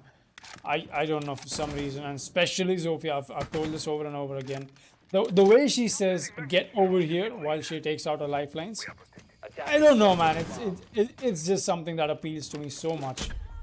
And look at that, a perfect use of the Echo drones once again. Insane is going to get caught out on that, while a very good grapple spot from a MI7 is going to be put out. That's the Nomad, and Echo drone does get spotted out, is going to get taken out as well. Cobra going for a really ballsy peek here despite being the Echo. That's the only denial, mind you, in terms of a planned denial that comes out from the side of Never Diamonds. But then again, if you kill everybody on the side of Mercenaries, you won't even have to go for the denial on the diffuser as well. That being said, we'll be seeing Cobra land a few free fires and opening up angles onto lines of and the lines of sight onto the meeting though. And look at this, the isolation coming in from the side of the Nomad. MI7 perfectly placing a Nomad charge down there. He's going to make sure that the Jaeger is not allowed to push aggressively if he wishes to do so, while the Capitao is prepped and ready to make this push happen. And more than that, he uses his fixating bolts, but the peek comes in from Wincy. That is going to claim Sam, actually. That is going to claim the life of MI7. Once again, he goes down early, and I'm not exactly sure where that run came in from.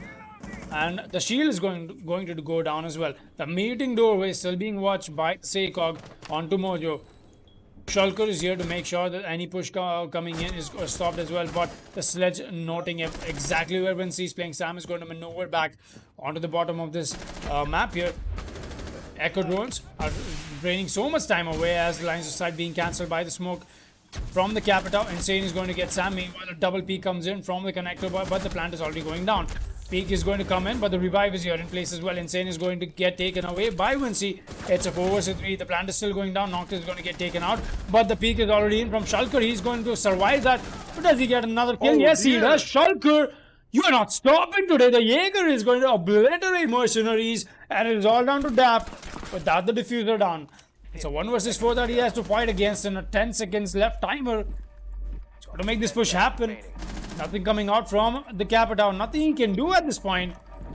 Never Diamonds playing that to perfection. He's going to award them the second round as well. What happened, Mercenaries over there?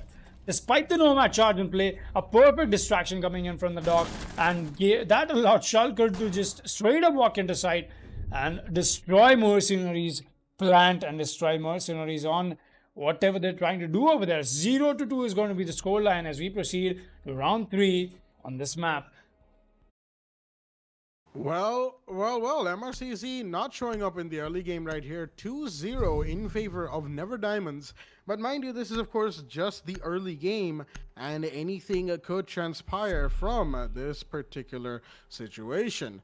And again, like I said, early game, it's very hard to predict whether or not an early 2-0 is going to lead to a wipeout clean victory, or is it going to be a comeback and equalizer that goes eventually to overtime? You know, there's a lot of variables that go in and a lot of variables that factor out.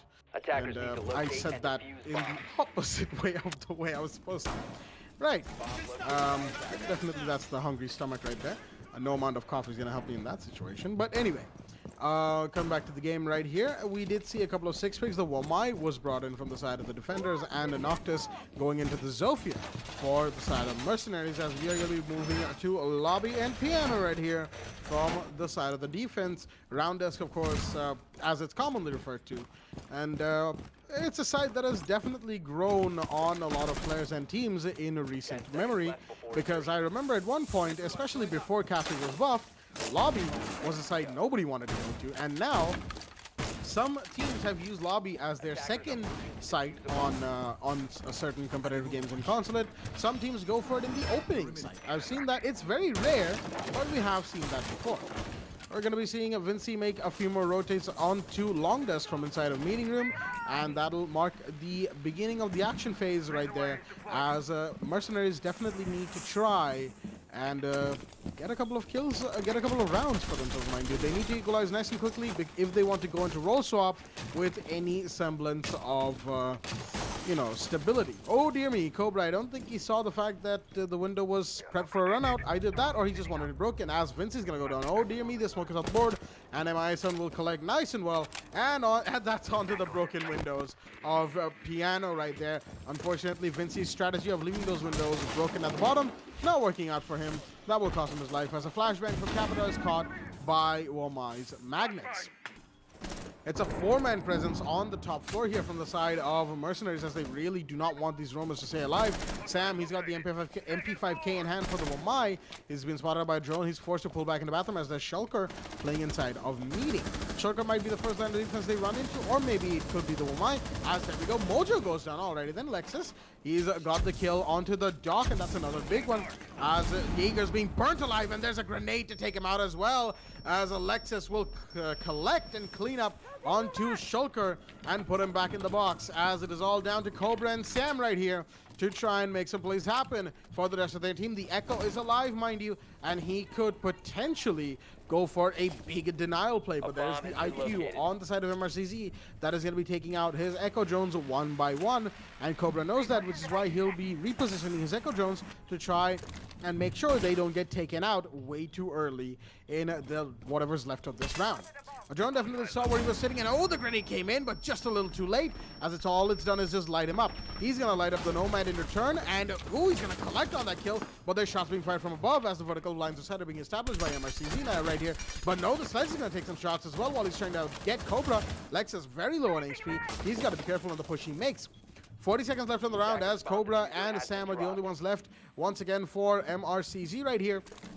Echo drones are still alive for Cobra to play with, which is very interesting for the side of MRCZ. The IQ hasn't exactly been able to take them out, as Sam is here on a flank up the yellow stairs. He's moving towards Meeting. He might just be able to find the sledge, but nope, Sledge drops right on time as Lexus is going for the plant, and the Echo drone can't find him, but Sam will. He will deny the plant and drop the diffuser right there, as the Echo drones are going to spot exactly where the attackers are coming from, but no, Zofi will get the kill, as there's a push happening on Meeting, but no, Mercenaries will still win round 3, as oh dear me.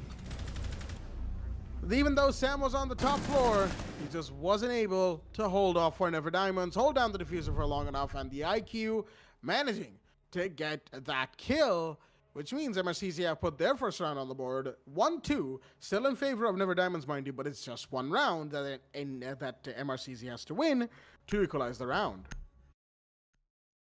Oh boy, Mercenaries definitely made a barbecue out of Shulker over there. The capita of eyeballs coming in, and along with that, this Lexus throwing out a nade from the top, a little slit on the wall up and above. Perfectly cooked as well, and so did Shulker, who got cooked in that little death box that they made for himself in the meeting room area. Definitely no way. I there's no Defenders, protect your possible bombs way from being defused Shulker by could have attackers. made it out of there alive. And sadly, he couldn't even get anybody along with him, as usually when it comes to plays like those, where you know for a fact that you're not making out of here alive, you try and drag somebody else with you to the death, to death. So, Wincy taking out a drone, not going to capture it, as we've had this conversation before. Sometimes you just want to use the Mozzie for more intel denial than just, taking away drones from the attackers.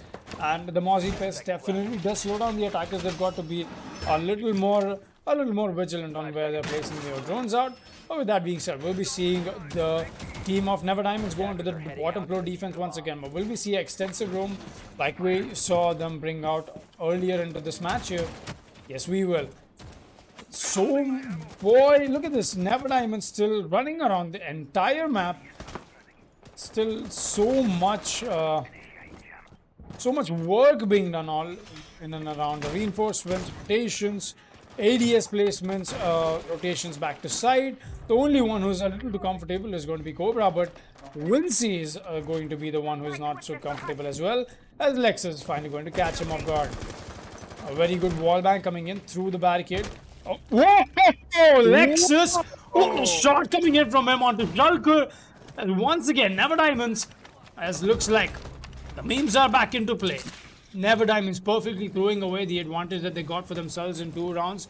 And another defender goes down as well. It's all down to Mojo and Cobra, the only ones left alive on the side. Oh, Mojo. Another one tap coming in with this round here. Mojo is going to land a shot onto Noctis. C4 into play. No, actually that is not the C4. I think that was Lexus with the nade. He's going to establish himself on really good line of sight. There's going to be 2 defenders down and below. But I think it's a lost cause right now, because they've got to make sure they bring this man count evened out at least. Because 4 attackers Recovered the bomb diffuser. with no hard breach. Alright, that's something we've got to notice. The Noctis gets taken out, but Insane is here to take down Mojo. It's going to be a 1 versus 4 quad kill clutch situation for the side of the Echo. No hard breach coming in, but the peaks come in from the Jackal. Does get spotted out, but he's going to lose that fight, and Mercenaries bring back the equalizer. On to round 4 as we proceed to round 5 on Consulate. Well, 2-2 is the score right here on round 5 between MRCZ and Never Diamonds. And the equalizer is coming in from MRCZ. They are coming back alive in this match right here. And as you said, Never Diamonds living up to the memes nice and perfectly.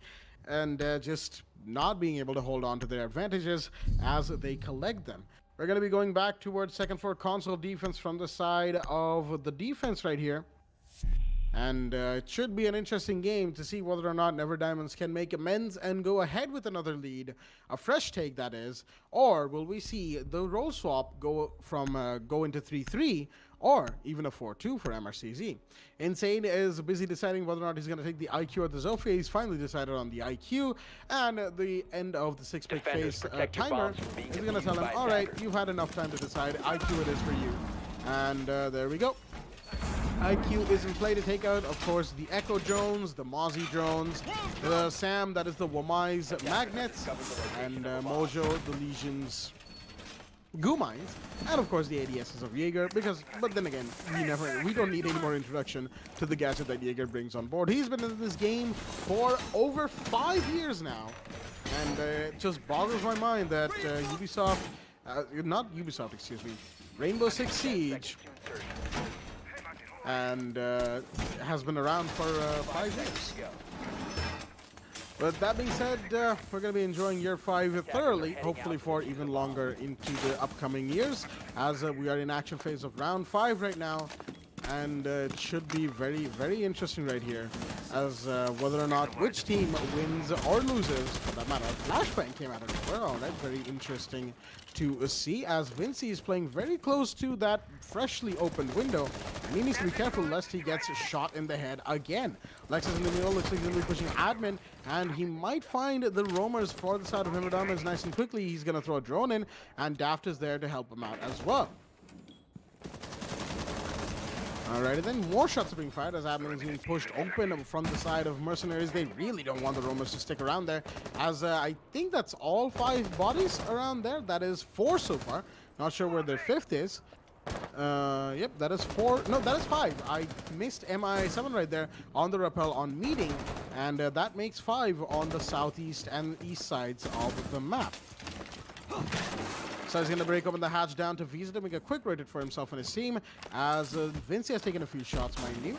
He's going to be very precariously low. Not precariously low, but a little bit careful of his health pool, excuse me.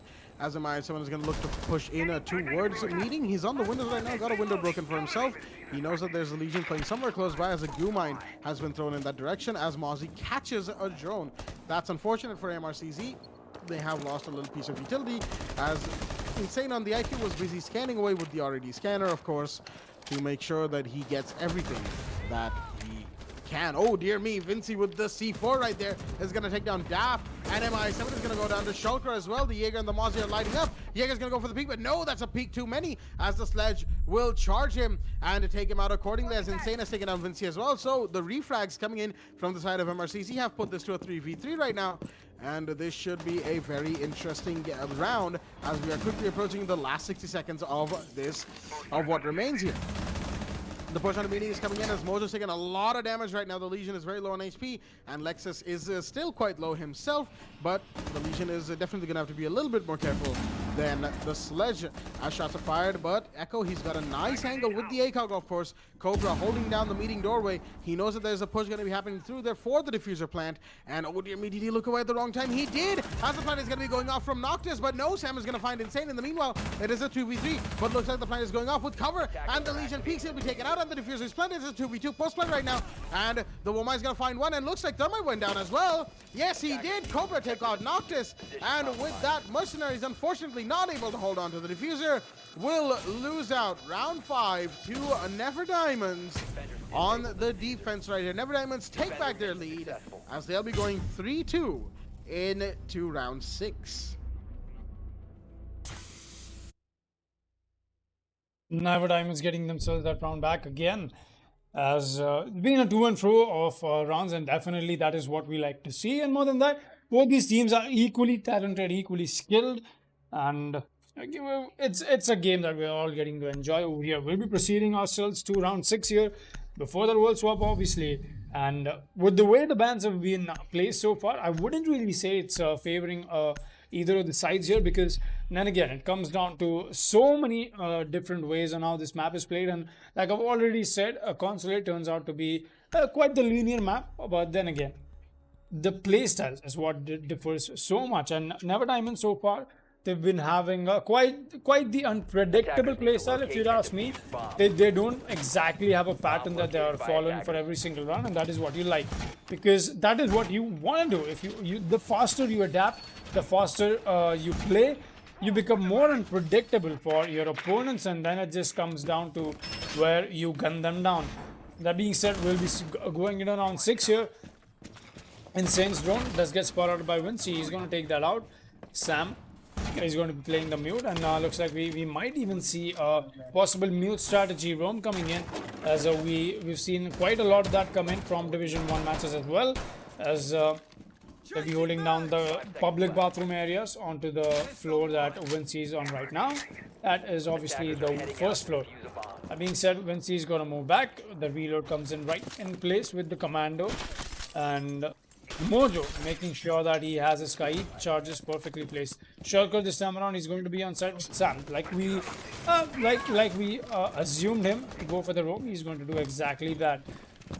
Reinforcement coming in on the soft door from where Vinci got wall banged in the last round. They went for Garage, is going to get reinforced this time around, and good adaptations coming in from Never Diamonds, making sure that that they don't allow Mercenaries to convert on similar mistakes that they did last round. And that being said, we're seeing Vinci along the sang. Oh, looking away at the wrong time. But then again, you don't want to be over peaking an angle that is generally not in your favor. Some angles being watched from all of these defenders while the push is eminent from the side of attackers. Mercenaries isolating the round table here, and alright, not exactly sure where that came in from. Vinci is going to be the one making a run out from the top floor, as I think the hatch is reinforced. Yes, it is. Vinci is going to make things all the while more easy for the attackers. And I think not easy exactly is the word that I'm looking for, but it's going to give so much freeway for the attackers to just move in and push the mute here. Still got the SMG-11 in play, and with the shotgun in hand as well. Some support coming in from Shulker from down below onto side. Kaid is here to support him as well. Mojo watching that entryway onto this. There's only one way that Mercenaries can walk in from here, and that is from... Oh, look at this. Vinci is going to be awfully close while Sam is going to go down to Lexus. Vinci is going to do a lot of damage to MI7. Actually, not a lot. He's going to fall back. MI7 does get spotted out by the Echo Drone, and Insane is here to make sure he spots out the Echo Drone, but not quick enough to the trigger. Is going to leave away the Echo Drone for the while finally a breach comes in from the side of Mercenaries. This is going to be the first breach that we are seeing go down in this entirety of the match here.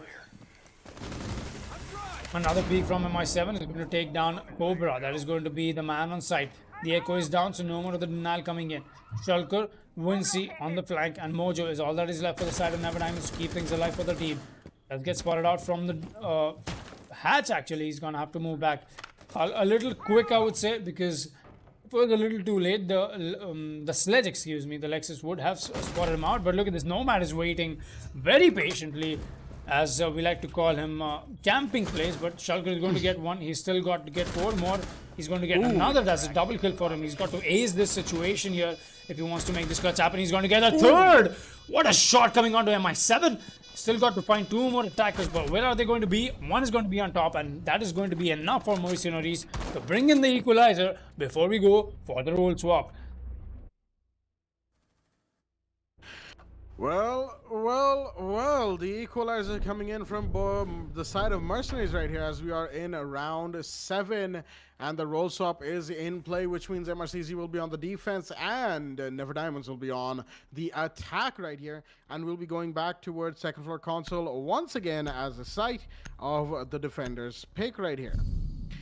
Pretty good push right there from the side of MRCZ. They've been doing quite well in the rounds that they've been winning, even in the rounds that they haven't had the best time in particular round 5 on second floor console. They made the push happen, they got the plant off, but unfortunately it just wasn't enough, and they were outplayed from the side of Never Diamonds. You could argue that positioning could have been better, or they could have just held back and just got the plant off, given it cover, and stayed in an area that they would have been better suited to cover that plant from.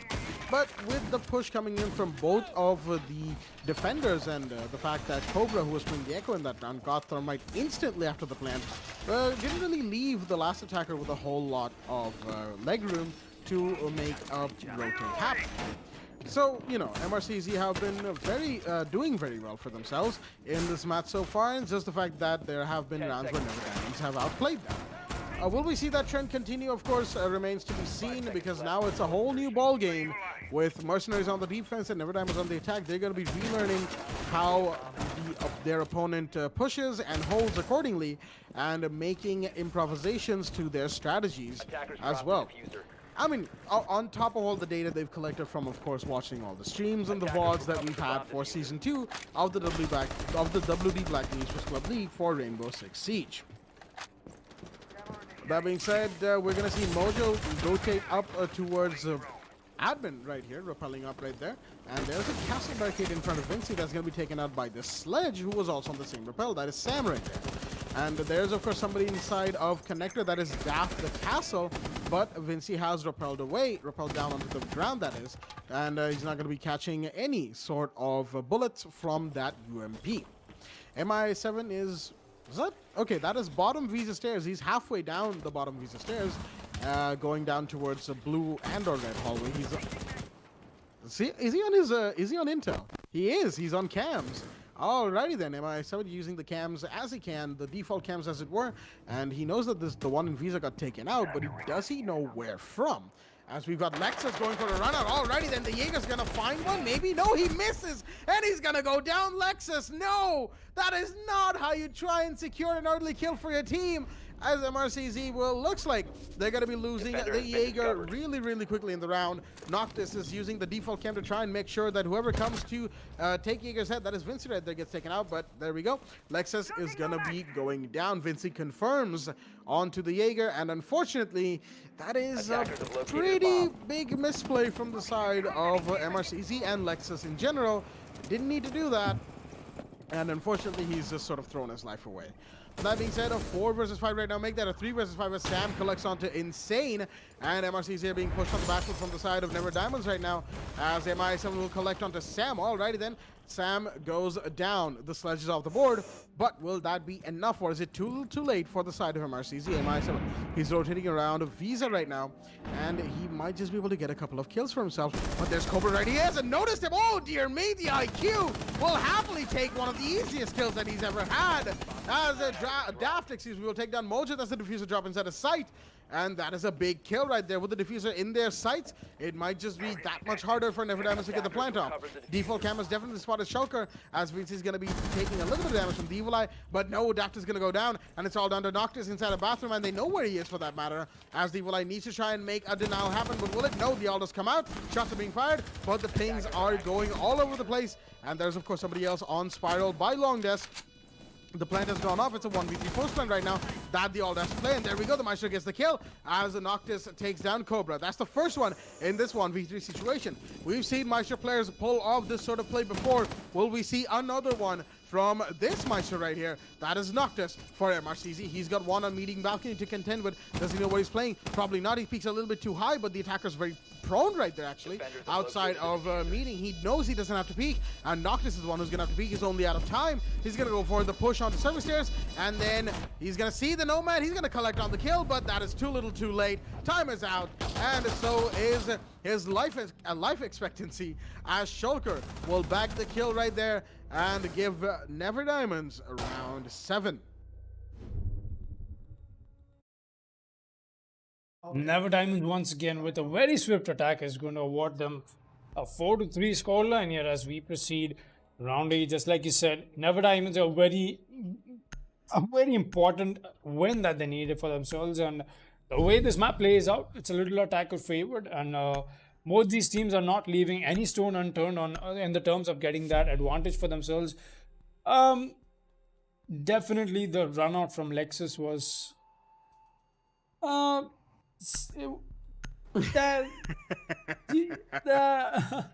you don't get to see plays like that, not at this level.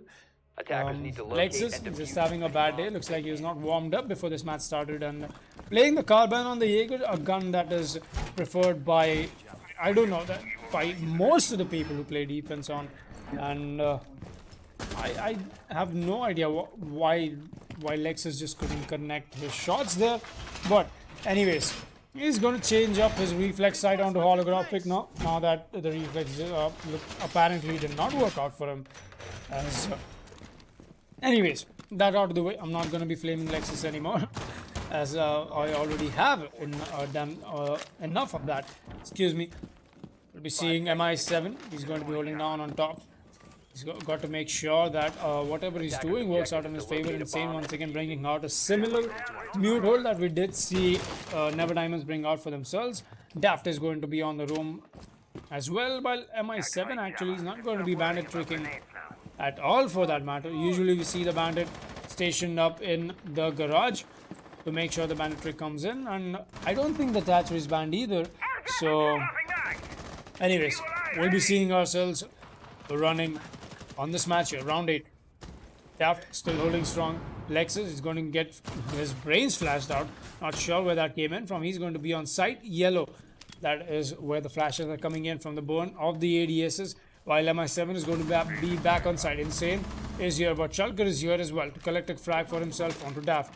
It's a very swift take onto the top floor. He's going to claim the first defender. Emoji out of the way.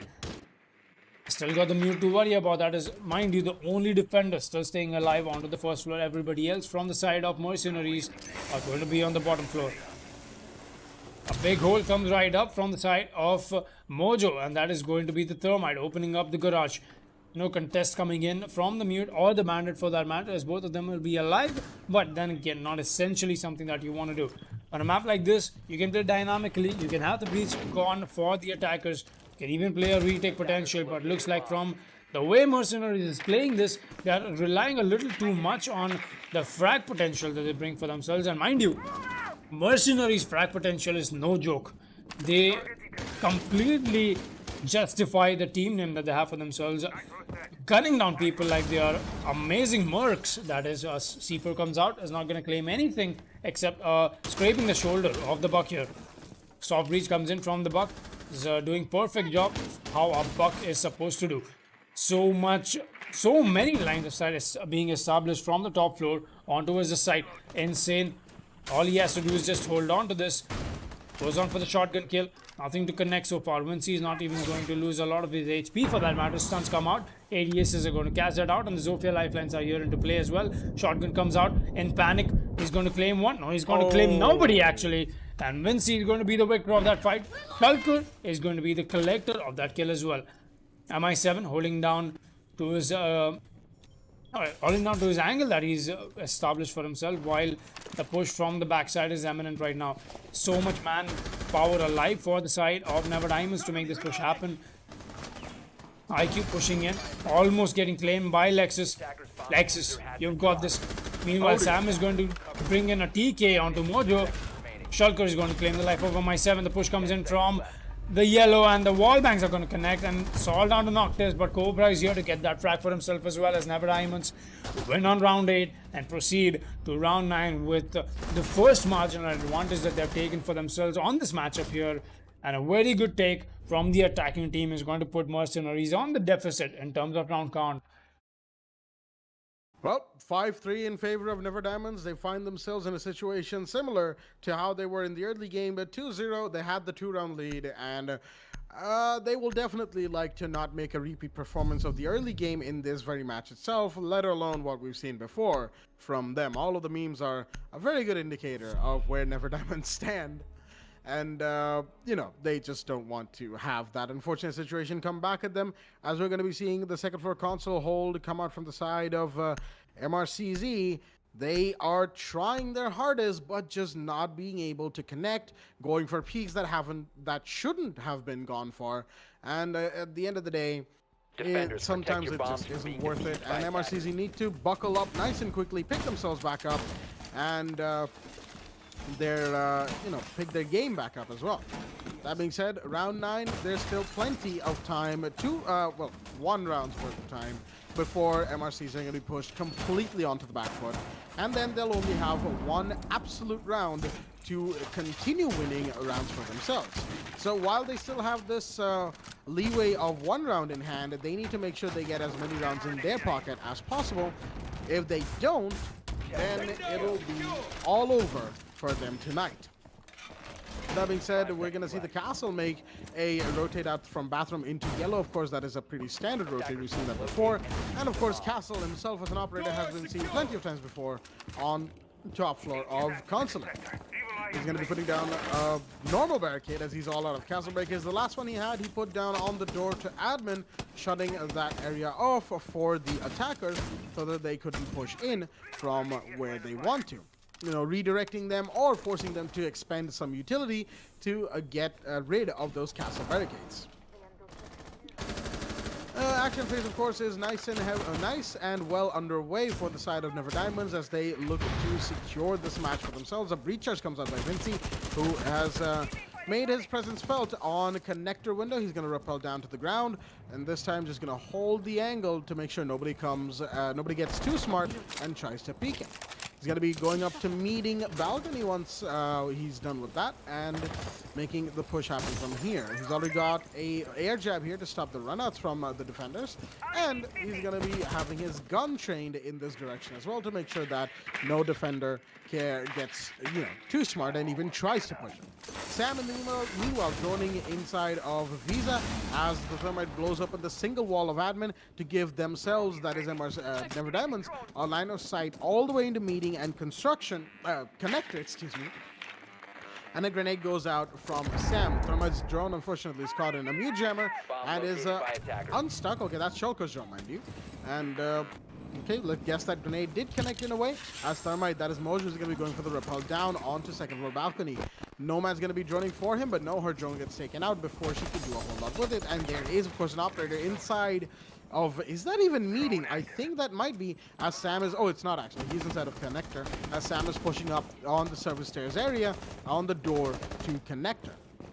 No bodies have been dropped. The only ones to take damage have been Noctis and Cobra, the Maestro and the IQ respectively, as of his lifelines are going out to try and concuss and impact nade anything that needs impact nading. Shots are fired. Sam takes a little bit of damage as Mojo's gone in for the plant. He's actually trying to stick it right now, and he definitely will be looking to do that as the Evil Eye does a lot of damage, and there we go. Insane with an insane C4 right there is gonna drop the diffuser. Sam has taken a lot of damage in the meanwhile, and this is coming out down to the last 30 seconds of the round. MRCZ looks like they are poised to take this round for themselves, maybe, as the Cobra's gonna find Insane. That's a big kill right there, but no, the diffuser's dropped once again as Sam is gonna be shooting away, but he's not gonna find anybody. Just did. Lexus takes down Vinci. That was the diffuser drop that we saw right there, and another operator has claimed the diffuser for the side of the attackers as Sam is trying to take out the Evil Eye, but no, he's too distracted as Daft will collect onto Sam nice and easily, and Cobra with a double kill for himself is gonna get one, but the Zof is gonna get taken out, and there we go. Cobra goes down as well as, oh dear me, Cobra was the one who connected onto his fellow operator there,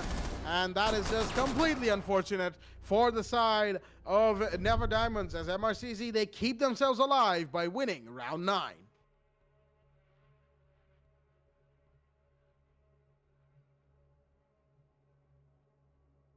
Alrighty then, round 10 is in play as the score is 5-4 in favor of Never Diamonds still.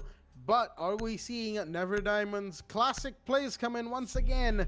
That TK might end up being, that team kill, excuse me, might end up being the start of something. Of course, we did see a team kill in the round in Garage as well, where I believe it was Sam who took out one of his own teammates, which was a little unfortunate. But, team killing isn't exactly a great thing, if you're having fun with it and it's all in the gist of it, all right, fine, that's all right. But when it comes down to accidental team kills, you don't want to repeat them too much, because then your comms can get a little sour, like people understand that it's an accident, but they still don't want to be taken out by their own teammate in a game where friendly fire is on. So, with that being said, Never Diamonds, they still have 1 round to go for match point and 2 rounds to go for the victory. Mercenaries have 1 round to go for the equalizer and 3 rounds to go for the victory. Mercenaries definitely have the higher mountain to climb right here, but Never Diamonds' mountain is still quite large by itself, because once again, it's that 1 round motif that I've mentioned, that this makes it what, twice in a row, that I've mentioned the 1 round motif tonight across all of our stream matches. Daft is on the roam right inside a meeting room. He's already pre-aimed on the yellow stairs, even though I don't think nobody is rushing there for the time being. He's going to be opening up the hatch that he pinged with the shotgun. And in second now, as Mojo already knows that there's somebody bandit tricking, and that is MIA7 on the main wall of Garage. Alrighty then, drones are coming out from the side of the team of Never Diamonds as they want to get all the intel that they can before they make a push happen. As from the looks of the last round that we had on console, it may have been the lack of intel that gave them an unfortunate situation to tackle. Lexus for his team has been really pulling out the stops. 11 kills for that man, as the rest of the team shares 6, 5, 4, and 4 kills each. And for the side of Never Diamonds, 12 kills to Shulker, the man himself. And of course, Cobra with 7 kills supporting him. Nice and well. And of course, the rest of the team bringing in the intel and the support as they go along. a fairly good distribution of frags to support players that we're seeing from both of these teams, as we've got the roam presence from MRCZ, though not by a whole lot. We've only got the mute, I believe, that is Noctis, sitting sitting inside of bathroom. He throws out a C4. I think he intended for that to go above. I'm not really certain, as the first push is now coming out from the side of Never Diamonds. They definitely want to take out the mute. They know he's going to be sitting inside the bathroom. He did that before, and they had Zofia to help take him out, as the Nomad was the one who eventually got the kill. A Nitro was deployed by MIA7 as well. He might be replacing that to try and get somebody inside a piano. Will that work though? Not really sure just yet. Breach charges are coming in. So is the main breach on the wall of the wall below that, as I believe. Maybe, maybe not. I'm not entirely certain if it did go down. Looks like it did, because MIA7 is no longer playing on the main wall of Garage, which means that either the breach has gone off or the situation has become unholdable for him, as he has been forced to pull back. Vertical line side being open, and the Nomad will find the bandit. Oh dear me. MIA7 looked away at just the wrong time, as Yellow Stairs has been secured for the side of Never Diamonds' attack right here. It's slowly looking to be a round that Never Diamonds might be able to win, but time is not on their side. They've only got 20 seconds to make things happen for themselves and go for the plant. Looks like Insane wants to collect a C4. Not just yet. The plant is in fact going off from Mojo, but there's Evil Eye doing damage, but it won't be enough, as Mojo will get the plant up. It's a post-plant situation to play in, as lots of shots are fired onto Shulker above, as Lex is going to take down Cobra. There is the operator prone, as oh dear me, Noctis is gonna find Mojo. The mute, does he know what the Zofia is playing? No, he doesn't. Shulker will collect that kill, as it is now a 3v2, 2v3, excuse me, as Sam takes down Lexus. Shots are fired. Shulker goes down to Daft, and the Maestro has made his way up to the main wall of Garage. But both the attackers have a great position to play in, all the way out on Memorial Garden, and they will be holding down the diffuser as time moves on. Noctis might be going for the counter diffuser right here. He's trying to long arm it, but his angle is way too exposed, and he'll be taken out by Sam, as looks like the Mozzie just wants a kill or two for himself. He will get one, but he will be refragged onto by Never Diamonds, as Vinci collects nice and easy onto him, giving the attackers round 10 and putting Never Diamonds on match point.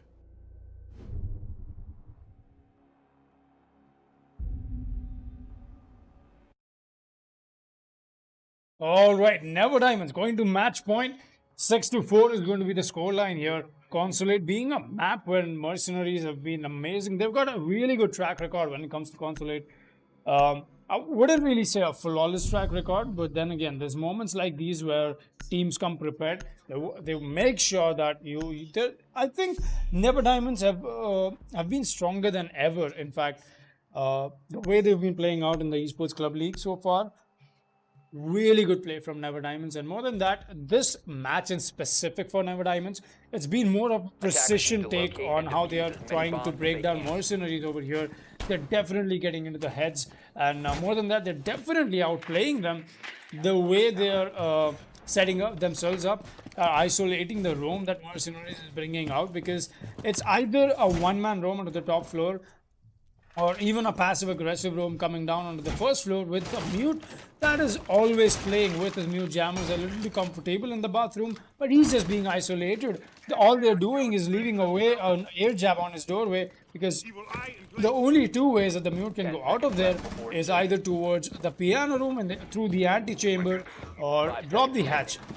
Cannot drop the hatch because that's essentially a death trap once the main breach has already happened, and with the air jab in play, I don't think Insane was able to make it out of there alive. But then again, Never Diamonds was very invested in the attack that they were doing. Insane took that advantage. A really good game sense coming in from that man, but not enough, definitely not enough to convert that into something useful, because he's got to make sure that he wins the gunfight with the SMG 11 in hand against the Zofia. That is not a gunfight you would want to take on any day, in fact.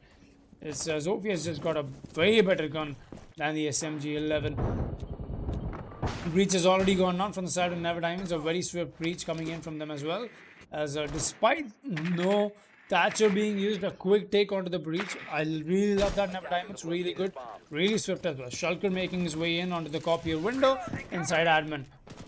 Expecting definitely some. Oh, MI7 getting caught out in a really bad spot from Shulker is going to get taken out. That is your bandit already off the board. More importantly, not the bandit charges that are going to get taken away. It's the MP7.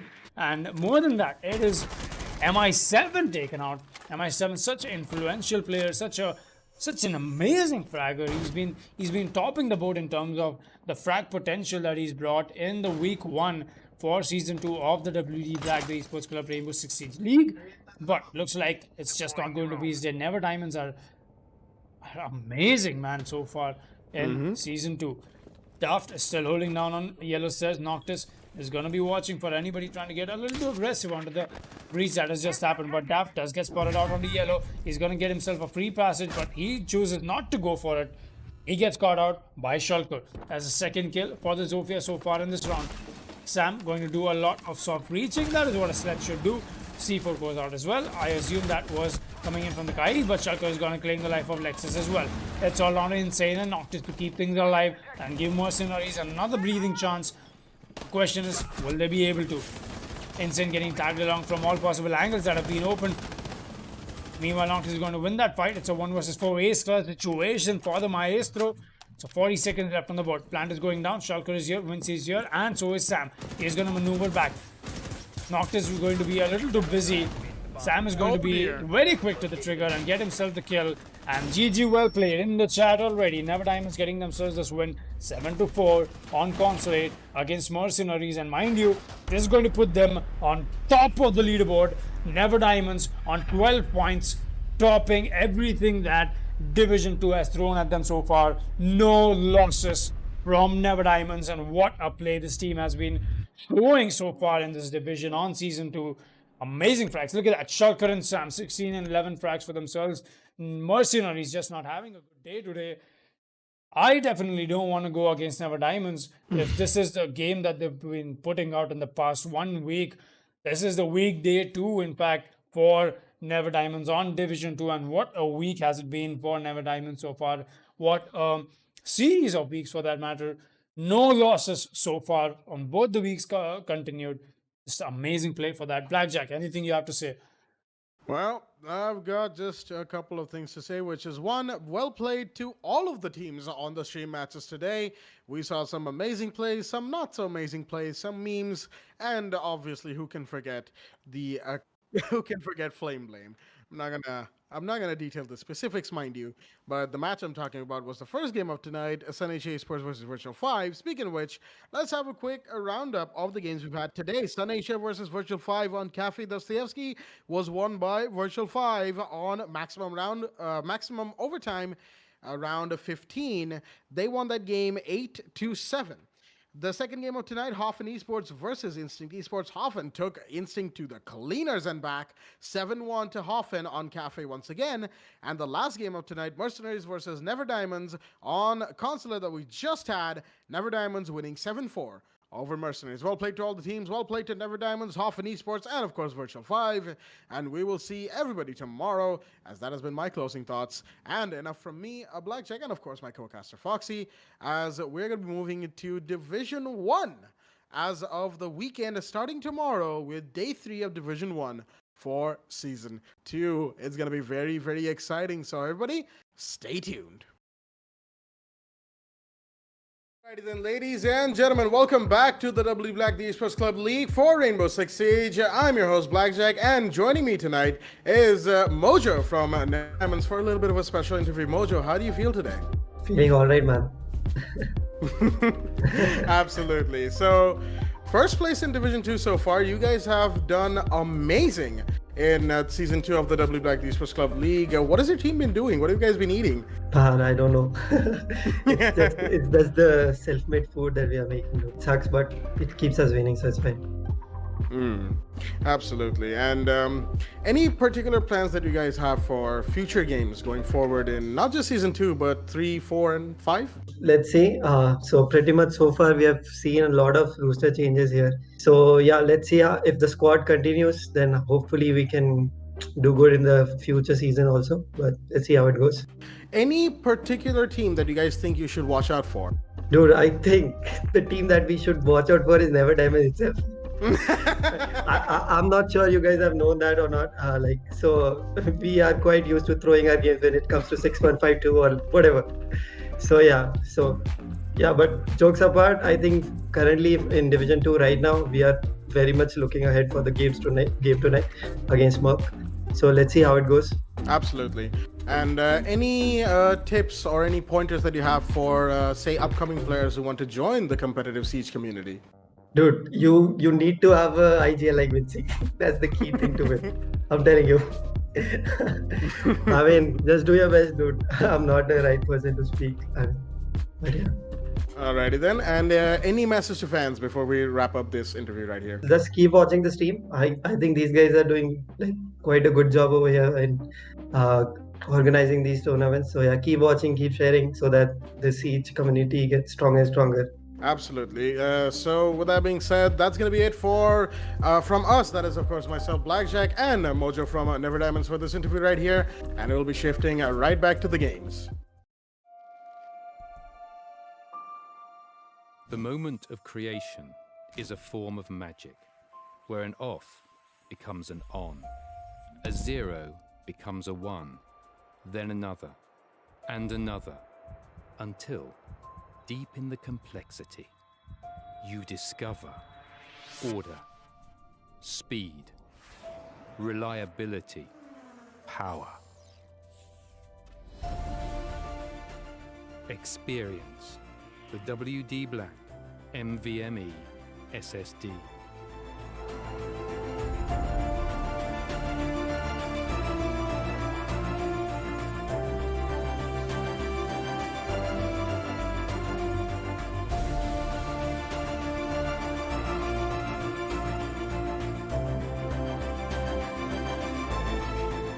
Fueled by darkness.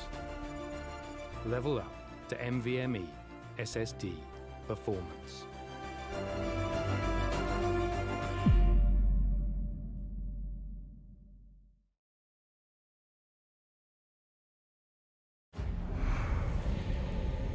Numerous forces aimed at the Earth.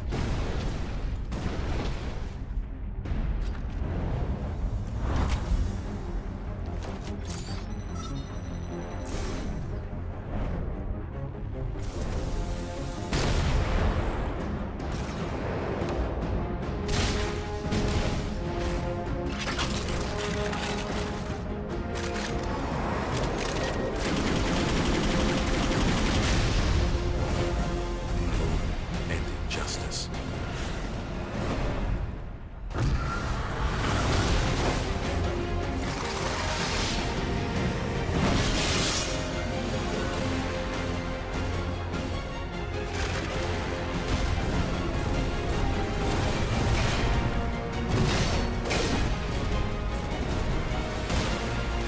Let the glorious battle begin.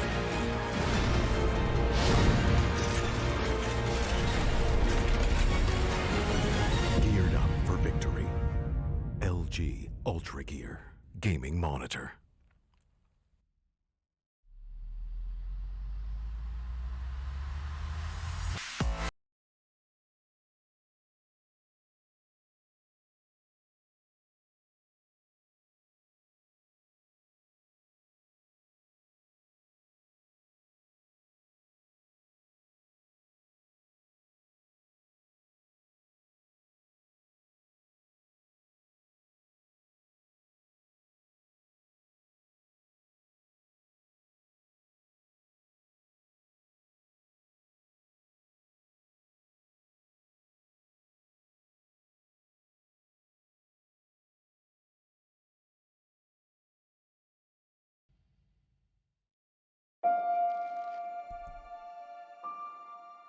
The moment of creation is a form of magic, where an off becomes an on.